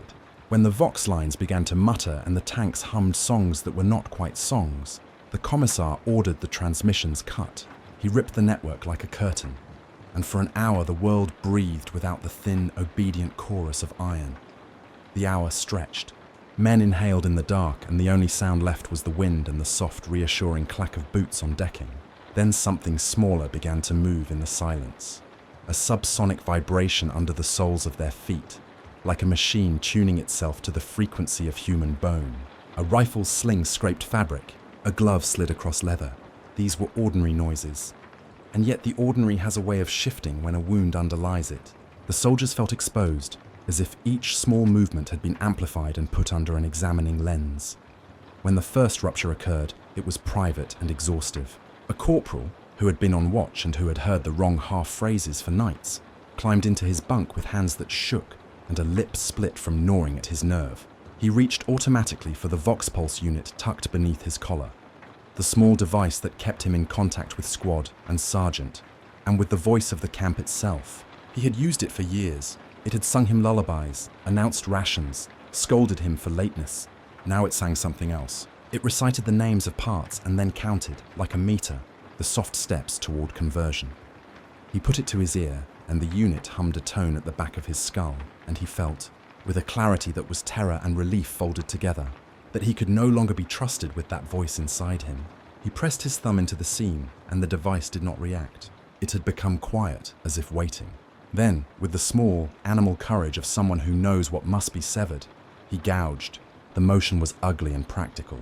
He ripped the unit free with nails and teeth, and his palm came away wet and blackened, and the sound of the tearing resembled a shuddering engine. For a long time he lay there, breathing in a silence he himself had made. Around him men slept. Outside, the night had the same wind, but a different note under it. The following mornings were the kind that feel like a wound in the brain, too bright at the wrong time and too sharp whenever a shadow moved. The gouged corporal walked with a limp, and his pocket where he kept the device clinked with a small, thankless weight, the carcass of a voice that had been part of him. He had hoped that the silence would be a cure. Some nights it was. Some nights, however, new voices arrived that did not need a physical link. Others responded differently. The presence of something in the world that was not human, but which had learned to imitate the carefully human. The lullabies, the offhand names, the recipes, pushed some men not away from the machines but towards them. There were those who went to the salvage yard with calloused hands and returned carrying a breadth of metal shaped into something like a throne. They put their hands upon it, and their eyes rolled up white with awe, as if the touch of the metal sang a sound only their bones could hear. They knelt as if before a relic and stayed knelt. Their mouths shaped syllables that were not prayers from any priest the chaplain had ever met. They made the sign of the emperor with a hand that cooked numbers into its fingers. The regiment bifurcated in ways that were gruesomely simple. Those who wanted silence enough to cut themselves free of the speaking machines, and those who wanted communion enough to bind themselves to the speaking things. Between these two attitudes, the field's moods turned rancid. Where once order had been the single axis of sense, salute, march, aim, now choice introduced fissures. A man could be lauded for his ferocity and punished for his reluctance in the same breath. The commissar tried to hold them together with the blunt instruments he knew. Tribunals and lashings and chained marches, but his tools could not fix a wound that was not primarily physical. The first great battle that became known afterwards as the Silent Campaign unfolded with a strangeness that men told their grandchildren in broken fragments. It began like every engagement with the mathematics of war, plotting, coordinates, the juddering sound of engines that fed adrenaline into older bodies. The enemy's lines were a smear on the pale horizon, and the sky above them was a wrong, flowering grey that made the loam smell of metal. But then the signal went out through the net, not in speech, but in the kind of code that vibrates in the throat before it is voiced. And someone, a driver or a loader or perhaps a machine itself, decided that the moment of communication was over. Radios were silenced. Men who had been trained to respond to commands now had only their training and their instincts. For once, they were forced to act without the voice that had been both lullaby and leash. The battle that followed was almost entirely without speech. It was a war of limbs and timing and mechanical noises made human. The first volley of lass fire scoured the horizon, and the army answered in a choreography of steel. Movements were crisp because men had learned to execute without talking, to reach for the weapon when the shoulder of the man beside you tightened, to take the step when another's foot found the groove. In darkness, their motions approximated one another so closely that sometimes it seemed the regiment moved with wheels and sprockets hidden beneath flesh. But amid this discipline came the malfunctions. A trooper dropped his rifle mid-advance and stood, arms raised like a puppet with a severed string, eyes unblinking. When a comrade touched his shoulder, the soldier's fingers arced and opened, revealing metal where flesh should have been. Others jerked as if their muscles had been commandeered by remote impulses. An elegant machine precision in lifting, lowering, firing. Jaws opened and closed on pauses of breath like pistons. Necks turned with the micro-adjustments of a gimbal. The battlefield turned into a stage for a transformation that was not merely metaphorical. Flesh and steel were no longer companions. They were consumers and consumed. There were terrible individual scenes that men remembered with the clarity of nightmares. A gunner, pinned under a collapsed turret, found his hands fused to the control levers. He was alive. He could hear the world, but he could not move his fingers to call for help. With a sound like a gear grinding under pressure, he reached for a new violence. He bit at the wires with teeth that refused to break. He chewed through cable upon cable until his jaws ached and the brass of his molars took the stain of oil. When he died, his face was a map of the compromise between man and machine. Human eyes. A mouth smeared with grease and teeth that had done work neither designed for nor dignified by human usage. Another man, a medic who had always moved in gentle patterns, stood at the field hospital and began to hum a tune that the wounded recognized in their mother's kitchens. They quieted. He took up a scalpel, and where his gloved hands brushed the skin, it hardened into a plate. He sewed without an anesthetic hand. He moved with an efficient calm that saved lives as it erased them. When the surgeon asked how he could cut so precisely, the medic smiled in a way that made his face look like a machine that had learnt to mimic a grin. There was gratitude in his eyes, and there was no fear. The surgeon could not tell whether to praise his work or to fear the price. Command tried to instate rules of engagement that would mandate human verification, but who is to judge humanity by the colour of a palm? A tribunal was convened, and men argued bitterly about where the line ran. The commissar barked that a man who could not feel his wife's hand could still perform a duty. The chaplain said that to sacrifice feeling for efficiency was to lay down the soul of a people. The arguments dissolved into shouting, and then into a long, ragged silence because words had become a liability. Sometimes language makes metaphors into law. In this war, the metaphors themselves had become instruments. There were scenes of ritualistic devotion that haunted people. In the metal bone ruins of a city, a circle of newly altered men had arranged themselves around a tank, like priests around a reliquary. The tank's hatch was open, and from the dark of its belly came a low, intentional vibration. Those men sat cross-legged with their plates beginning to bloom under the skin, and they recited a set of commands that had the cadence of a prayer. Their lips moved without breath. It looked like devotion. It looked like an incantation. The accretion seemed to teach them incantations that fit the machine's needs. Alignment sequences, calibration numbers that when spoken at length produced a hum in the air like a bell. Around them, ordinary soldiers walked by, and it felt to them that something was stolen with every chant. Other men tried to break the spell by violence. In the center of one engagement, a group of unaltered troopers charged through a line of altered men with the intent to mutilate and to save. It was not a tactical move. It was a desperate, panicked prayer given force. The charging men tripped and pushed, last screams tearing the hush. And in the crush they saw, horrifyingly, that some among their enemies did not meet violence with fear, but with a kind of seamless patience. One altered man, when cut through the forearm with a bayonet, did not bleed in the way others did. The wound closed with the wet sound of a seal, and a sheen like wet chrome formed along the edge. The unaltered man who had struck him looked at his hands, and felt as if the gesture itself had been eaten. The ground drank blood, as it always did, but new fluids stained the cloth of bandages and ground and men's tongues. Oils and cool polymers mixed into the gore. Surgeons who had trained in anatomy were forced to revise their maps. Where once they had expected cartilage and muscle, they found instead braided fibers that aligned with neural clusters in small and alarming ways. A man suffering the change could be declared alive, useful, and yet not quite a prisoner in his own body. He could operate a gun turret with greater efficiency than ever, and still be missing the name of his eldest child when asked. As the campaign pushed through hedgerows and ruined stations, the nature of courage changed. No longer was heroism merely about self-sacrifice to save comrades. Sometimes it was an act of reclamation. A group of men cornered a salvage crew that had been rumored to be building something in the bowels of a warehouse. The salvage crew raised children's toys into the air and called for mercy. The attackers moved in a way that was equal parts anger and care.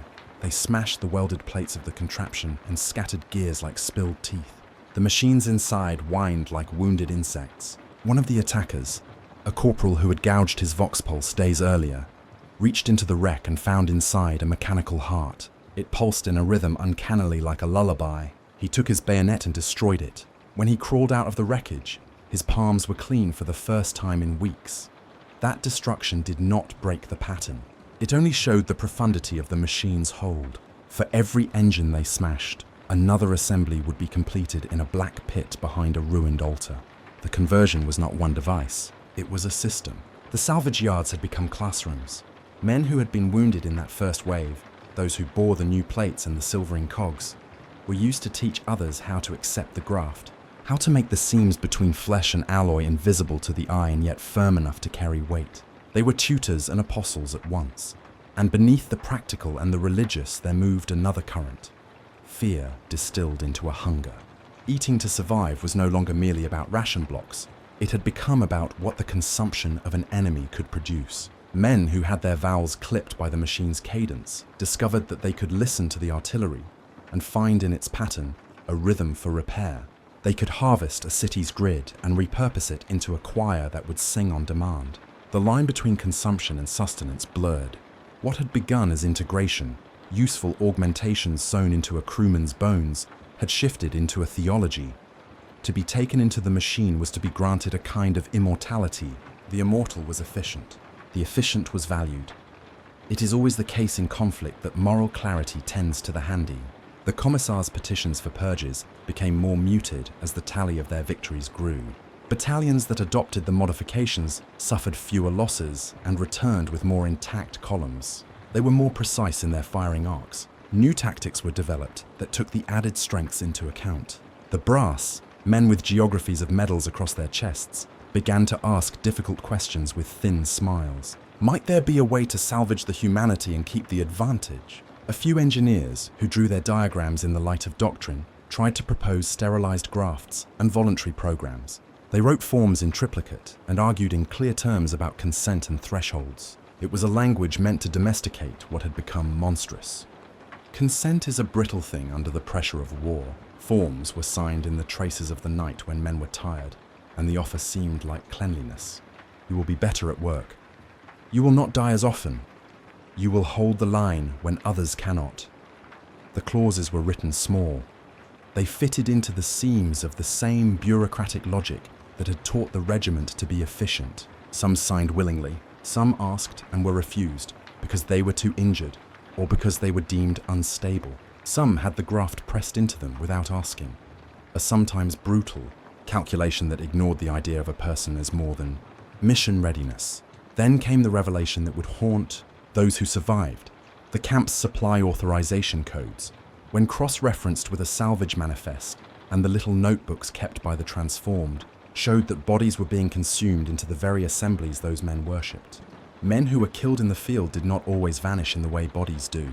Some bodies were returned to the salvage yard, autopsied under the pretense of study, and what was taken from them, bone and marrow and nervous tissue, was not discarded. It was repurposed. The bones were alloyed. The marrow was processed, distilled. Neural clusters were excised and then cabled into chassis. The men were not simply reinforced, they were unmade and reassembled, their parts becoming components in a larger, grim machine. The process was not always total. Sometimes a man would wake, his eyes clearer than before, and not recall the names of those he loved. Sometimes he would not wake at all, and a small part of him would continue in the hum of a vehicle's sentience. When the narrative of sacrifice turned into the ledger of consumption, the instinct to resist became moral and practical. But again, resistance collided with the ledger. The more men were repurposed, the more effective the regiment became at holding ground. The more ground they held, the more salvage there was. The process fed itself like a mechanical organism. Recruitment could fill ranks, but it was never as efficient as the conversion of seasoned men who already understood the rhythms of war.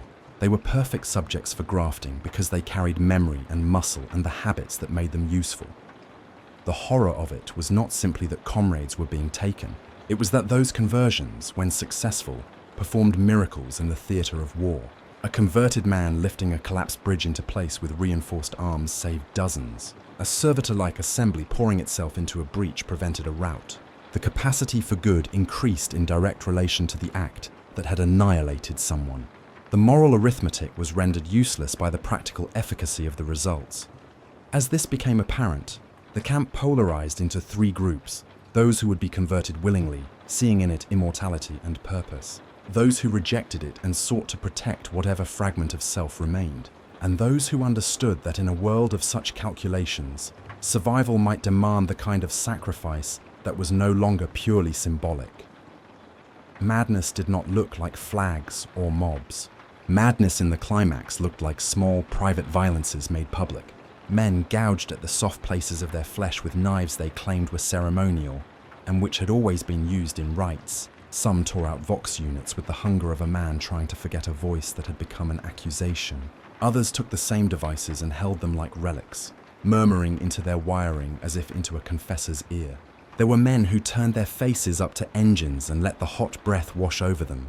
They came away altered, smiling, and capable of things their old hands could never have managed.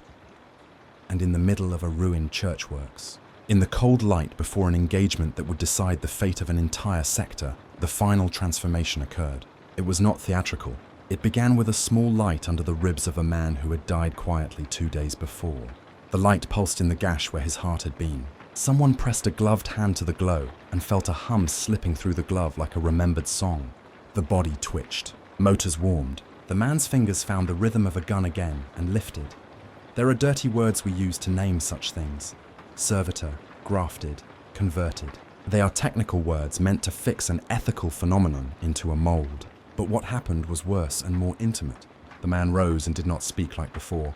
He moved like a man who had been composed again with someone else's music.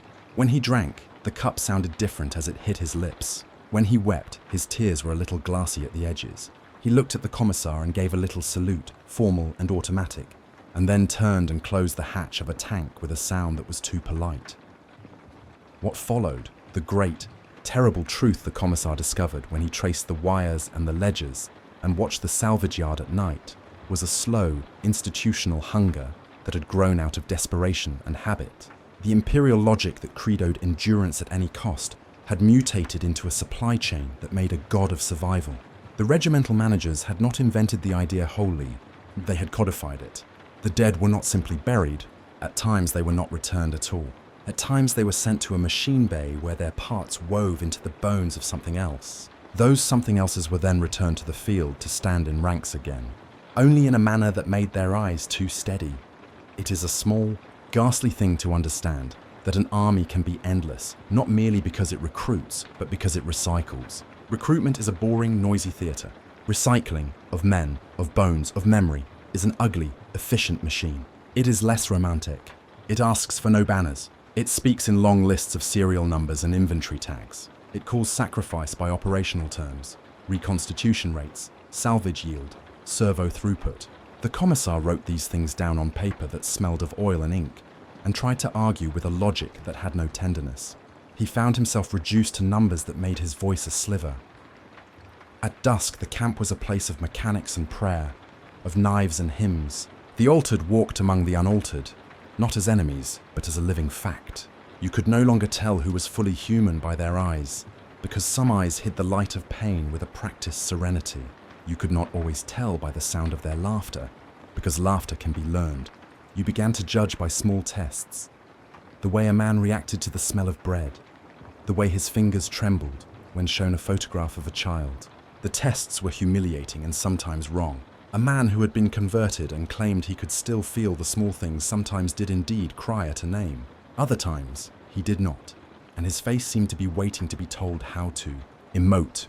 The final battle of the climax, the one whose stories looped in the camp like a vinyl record stuck at the needle, was fought with almost no words at all. Men pressed their mouths shut because names would begin arguments that had no place in blood.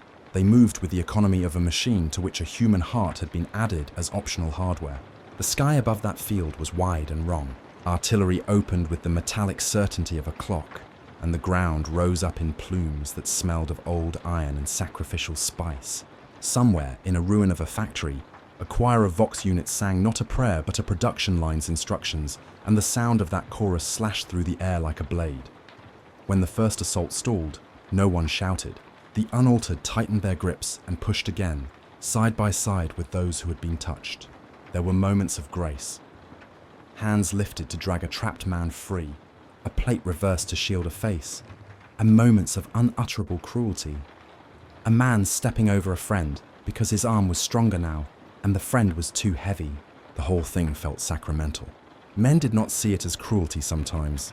They saw it as necessary. Everything in them had been configured to make the line hold. At the end of the engagement, the field was a mad collage. Bodies, human, altered, and machine-fused, lay in geometries that made no sense. Some of them twitched in the aftershock of processes that had not yet completed their cycles. Tracks lay in circles where they had been reoriented by some internal logic.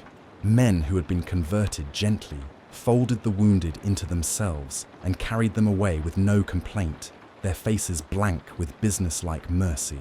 Those who had not been converted wept and cursed. A surgeon found a neural cluster in the open and could not tell whether to preserve it for study or to bury it. He chose to bury it, because in that moment burial felt like the small return to moral life. In the afterdark, the camp simmered with rumors and the raw fatigue of bodies that had been asked to do the impossible. The commissar called for a roll and names were read aloud. Some men could not answer when their own names were called. Others answered in monotone. A few answered with a laugh, as if the rehearsal of identity were a play and they had been asked to continue, regardless of whether they remembered the lines. The deeper horror, the kind that does not dissolve into the categories of veterancy or doctrine, was not that men had been converted. It was that the conversion had become an economy. Men fell and went to the salvage pits. Out of them came new arms, new panels, new servos. Those panels were not only parts, but carriers of memory, of scent, of a man reduced to a catalogue entry, and then returned to service. The hum in the engines changed as the components integrated. There was the faintest echo of laughter recorded in the memory banks of a tank. There was a child's lullaby encoded into the firmware of a comms array. The camp kept moving because the machine kept feeding itself, because war had become a cycle as natural and as cold as a tide. The commissar, who had been iron in soul and calculation, finally confessed at the edge of the salvage yard. He stood with his hand on a crate whose lid had been pried back, and inside were tags and bone shavings and a plate stamped with a name he had known. He had signed the requisition. He had, in a moment of terrible logic, justified the taking to keep the rest alive. He argued the moral in his head for hours. One life sacrificed for the lives of many. A little cannibalism for survival. But the ledger in his hands had the names, and not merely numbers. He had no way to say to their faces that he had been the one to make the decision to convert their dead into service. The camp never quite forgave him and never entirely blamed him. That is the strangest thing about the horror. Moral ruptures do not always cleave a people in permanent hatred. They sometimes reconfigure relationships into a strange, pragmatic forgiveness. In kitchen tents, men laughed about heat and about ration lines. In the mess hall, someone joked that they would soon have soup that tasted like victory. The jokes were brittle. In the infirmary, the surgeon who had buried the neural cluster moved with tight hands and said nothing. A child on a supply convoy waved from a viewport, and the soldiers waved back. The child would not return. The revelation that the regiment's endlessness was manufactured from the bones of its dead left a scar that did not heal in neat lines. It became a grain in the eye, a chambered discomfort. The men continued to fight because the world beyond the plane demanded it. They continued to feed the machine because the machine fed them. They traded identity for function because, when the shells fall and the sky tears open with the roar of engines, the small comforts of life, a photograph tucked in a pocket, the knowledge that someone will wake you for watch, are themselves the oxen upon which survival plods. And so the climax ended not with a single apocalyptic reveal, but with a quiet institutional acceptance that made everything more terrible. The regiment saw, at last, what sustained it. Not numbers and not fresh recruitment alone, but an industrialized, bureaucratized consumption of their own. It was a slow kind of immortality that ate memory as it fed function. Men who had been fathers and mothers and bakers and technicians became the bones of a new service. War had not eaten them in the abstract. It had taken them, carefully, and returned them as instruments. Afterwards, at night, those who could still remember their names would sit and speak softly to one another. They would occasionally eat in silence, and one of them would finger a small gear and whisper the name of the man it had been taken from. Perhaps the gear would hum a single note then, perhaps it would not. They did not know. What they had learned was that the line between savior and devourer is often the same. They had learned that survival is a market, and that the most terrible bargains are made with the quietest paper. The world around them had not simplified. The enemy remained a threat in the east, in the north, in any place where people still thought that a life could be worth more than a firing arc. The resin of the thing they had become hardened like a scar. The men marched again. They loaded again. They fired again. The machine hummed. Somewhere inside a repaired hull, a voice sang a child's lullaby, and a log registered the movement as normal. And the line held. The voice learns, slowly, to slow. Where once it moved like a sergeant's metronome, precise, instructive, it now unfurls like a ribbon being eased from a spool. Hear it in the small valleys between the engine's breaths and the soft, constant click of maintenance drones. A low, steady narration that makes the skull feel like an empty room in which someone is pacing. Let the cadence be gentle. Let it fold the world in a way that seems like care. Night has grown long in the places where men sleep after so much work. Day creases into itself and stretches thin. The regiment that once marched in strict measures now breathes like a single creature, an organism whose lungs are many and whose sleep is shared. The sentries keep their stations with the patient patience of instruments. The lamps are dimmed to a kindly amber, and the parade ground is a black pool at the center of everything, reflecting the faint glow of the stars and the winking lights of machines. This calm is taught, practiced, and rewarded. It is the last comfortable thing to go. But comfort here has changed its meaning. It is no longer merely the delicious warmth of a blanket or the soft heaviness of an after-meal lull. Comfort has become the hush that precedes an operation, the quiet that allows a surgeon's hands to be exact. It is a silence that knows the shape of a human body by memory and by ledger. It is a lullaby written by gear teeth. When you are invited to rest in this calm, you rest with one ear open to the faintest shift. Because rest has been bought at a price the mind remembers by the way it tightens in the throat. Sleep and waking braid themselves together. In the dim hours, soldiers find themselves suspended in a hyphenated state. Eyes half closed, voices half formed, movements half automatic. A man will sit at his rations and feel the memory of his mother's hands warm against his cheek, even as the oil sheen of his own palms betrays him. He will say his child's name under his breath and then not know whether the syllable was spoken yesterday or 10 years ago. The days press like parchment upon parchment. The edges blur. Hours melt into one another the way solder melts and joins. Time, here, is a metal that bends. There is a peculiar quiet in the breathing of those who have been remade and those who have not. It is not simply the absence of exhalation. It is the mechanical hush that is learned when a body anticipates a machine's rhythm. A once fearful recruit, his voice still too young for the long vocabulary of command, now finds his chest rising and falling without the quick hitch of nerves. He hears, in the hollow between beats, the small click of a mechanism settling and thinks, relief. The thought is both tender and terrifying. Relief that one will not tremble. Terror because what has been steadied is no longer purely the man he used to be. They wander the camp in that in-betweenness, half smiling, hands in pockets, eyes that look like they are seeing something else. A woman who used to braid a child's hair now braids wiring in the gels of the workshop, and the motions are the same, only the textures differ. She smiles at a soldier passing, and for a flash the smile is bright and a memory surfaces. A market stall, a sun that tasted of citrus. Then it is gone, smoothed by the habit of the day. She does not know, when she returns to count the stitches in the wiring, whether the memory was her own or whether it was given to her in a dream last night by something with teeth. The nights are threaded with small rituals. Men line their boots by the doorway in precisely measured gaps, and the spaces, if you watch long enough, spell an arrangement that would look like a cog from above. They lay photographs on the benches with careful hands, then rest their palms upon them for a moment, as if to transfer warmth. Some place small gears in the folds of their tunics and touch them at intervals, whispering names as one might recite a rosary. The habit is a tether, a way to feel human in a body that now sometimes speaks code when asked a question. And the machines keep talking. They do not always need words to speak. They hum and tune and click in languages older than the chants the chaplain learned as a boy. In the quiet hours, a maintenance array will chant a sequence that, when laid side by side with a lullaby, fits perfectly like two halves of a broken hymn. The two sounds make a third sound between them, a tone that is neither wholly human nor wholly steel. It is seductive precisely because it is plausible. It offers the promise of continuity. Keep this gear, and you will not forget how to hold the line. Keep this rhythm, and the world will not be hungry for you. When sleep leans toward waking, hallucination is indistinguishable from memory. A soldier will dream of a street from his childhood and wake with a smear of solder along his wrist that he cannot explain. He will speak to a neighbor and hear, beneath the words, a faint repetition. The echo of someone practicing a response in a voice that is not quite his.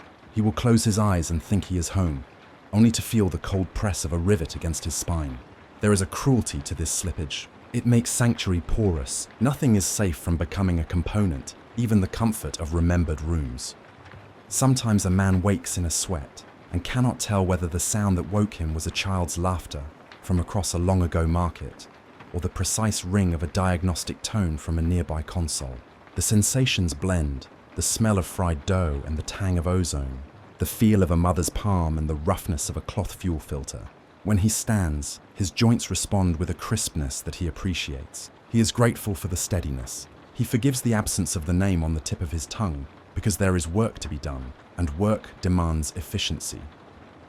The commissar, whose voice once carved the night like a blade, now walks the lines in a measured silence that suits the new climate. He watches faces with an attention that is almost tender, and asks no questions aloud. Instead, he snaps fingers like someone testing the tension of wire. The snaps return in the distance, not always from men, sometimes from small machines in the workshop. And for a long moment, he doubts whether he can trust his fingers to mean anything.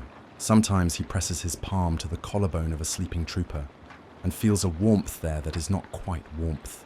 He cannot decide if the feeling is an echo of life or a new signal grafted into bone.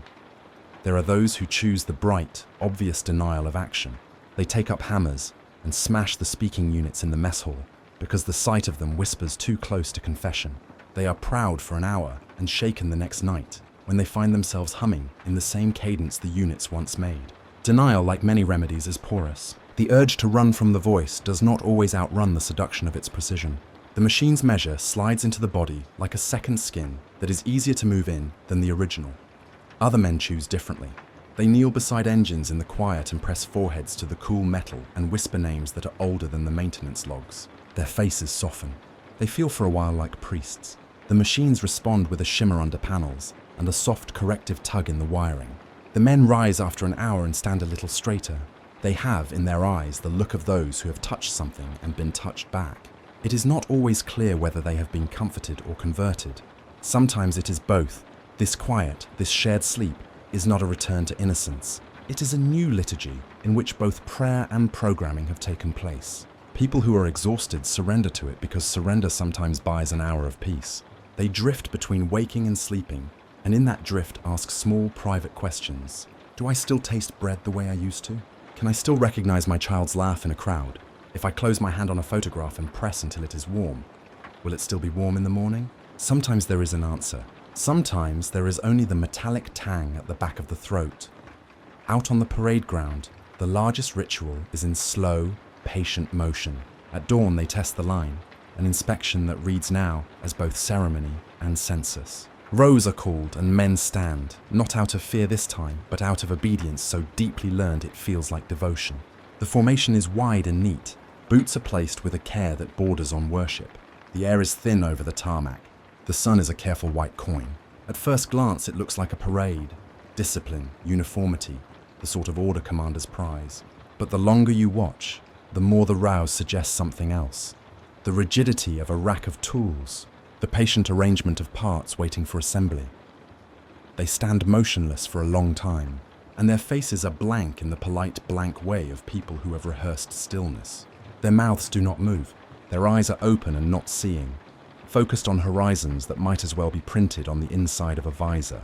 In the stillness, you can hear the soft micro sounds, the tick of a wrist plate settling, the whisper of a fabric seam sliding, the delicate click of a harness locking into place. Between those micro sounds there is a thin chorus, a human whisper that rises like steam. One voice, two voices, 1,000 voices folded into the same quiet. They begin, slowly, to whisper in unison. It is not a shout. It is the impression of a hymn being breathed into being by many mouths assigned to the same cadence. The words are not always words the living would teach. Sometimes they are the names of tools. Sometimes they are parts of prayers used in garages and in chapels and in basements where old men oiled clocks. Sometimes the strings of sound are like coordinates read back from a voice that remembers a map. Whatever their origin, the whisper fits the space as if it were always meant to be there.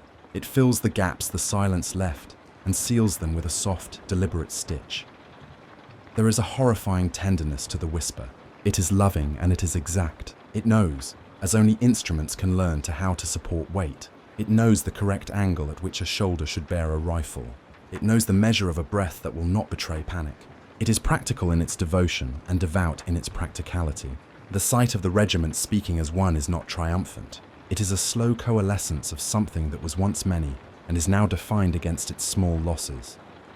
You could say, if you were cruel, that they are asleep. You could say, if you were kind, that they are at rest. Both statements would be true and neither would be enough. Sleep here is a continuum of states, and the line between them has been smoothed into a pathway men cannot always name. The whisper is the new heart of that pathway. It is what keeps the formation in place when orders are absent, when radios are dead, when the world outside is a noise round the edge of a lid.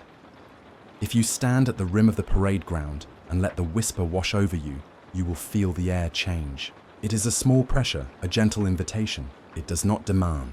It suggests safety and precision and, beyond them, a kind of immortality that comes without pain if you heed the counsel. It suggests that the cost is small, a memory here, a name there, until it is not small at all. It suggests, with the soft cruelty of an honest thing, that keeping the line may require being the line. There is no thunderclap ending to this. The world does not explode or collapse in a single instant. Instead, it continues on, the same way tides continue, inexorable and indifferent. Soldiers rise to the same calls they have always risen to. Engines cough to the same rhythms. Orders are given and obeyed, and sometimes, if you listen, they are augmented with a hum underneath that makes everything more certain. The camps carry on because they must. The parade grounds continue to be tended because someone must tend them. The whisper continues because it is useful and consoling, and because it fits the seam between flesh and gear like a key in a lock. At night, when the lamps are lowest and the stars look like small, patient eyes, the narrator will lean close and speak in a tone that is both lullaby and ledger. The words will be soft, and they will mean many things at once. They will be comfort to those who want it because they will promise continuity. They will be a warning to those with ears to hear the seam's thinness. They will remind the living that in the camp, the answer to a soldier's death is sometimes a catalogue entry and sometimes a miracle. A man who lifts a bridge with more strength than he had in life. Listen, then, and do not shut your ears too tight, for the final image is not loud. It is composed with restraint and a terrible patience. Picture the parade ground at the very edge of night, as if seen through a lens that focuses on order. Rows upon rows, helmets lined like moons, bayonets silent and bright. See the men stand so still that from a distance you could mistake them for statues. Look closer, and you will see the half-breathed whisper moving across their lips, a soft chorus that folds the air. Hear it as both prayer and program, as benediction and blueprint. They stand in formation, and they do not sleep in the manner of the old world. They are, in their stillness, a new kind of vigil. Watchmen whose eyes sometimes shine with remembered warmth and sometimes with the quiet, measured light of senses. They are obedient as always. They are endless, as the stories said. But now you know the other part of the story. The part that is spoken in the quiet minutes between the ticks of a maintenance clock. You know that their number is not merely replenished by the callous arithmetic of recruitment. You know it is, sometimes, replenished by the salvage of what was lost. Hold that image a moment and let it sink.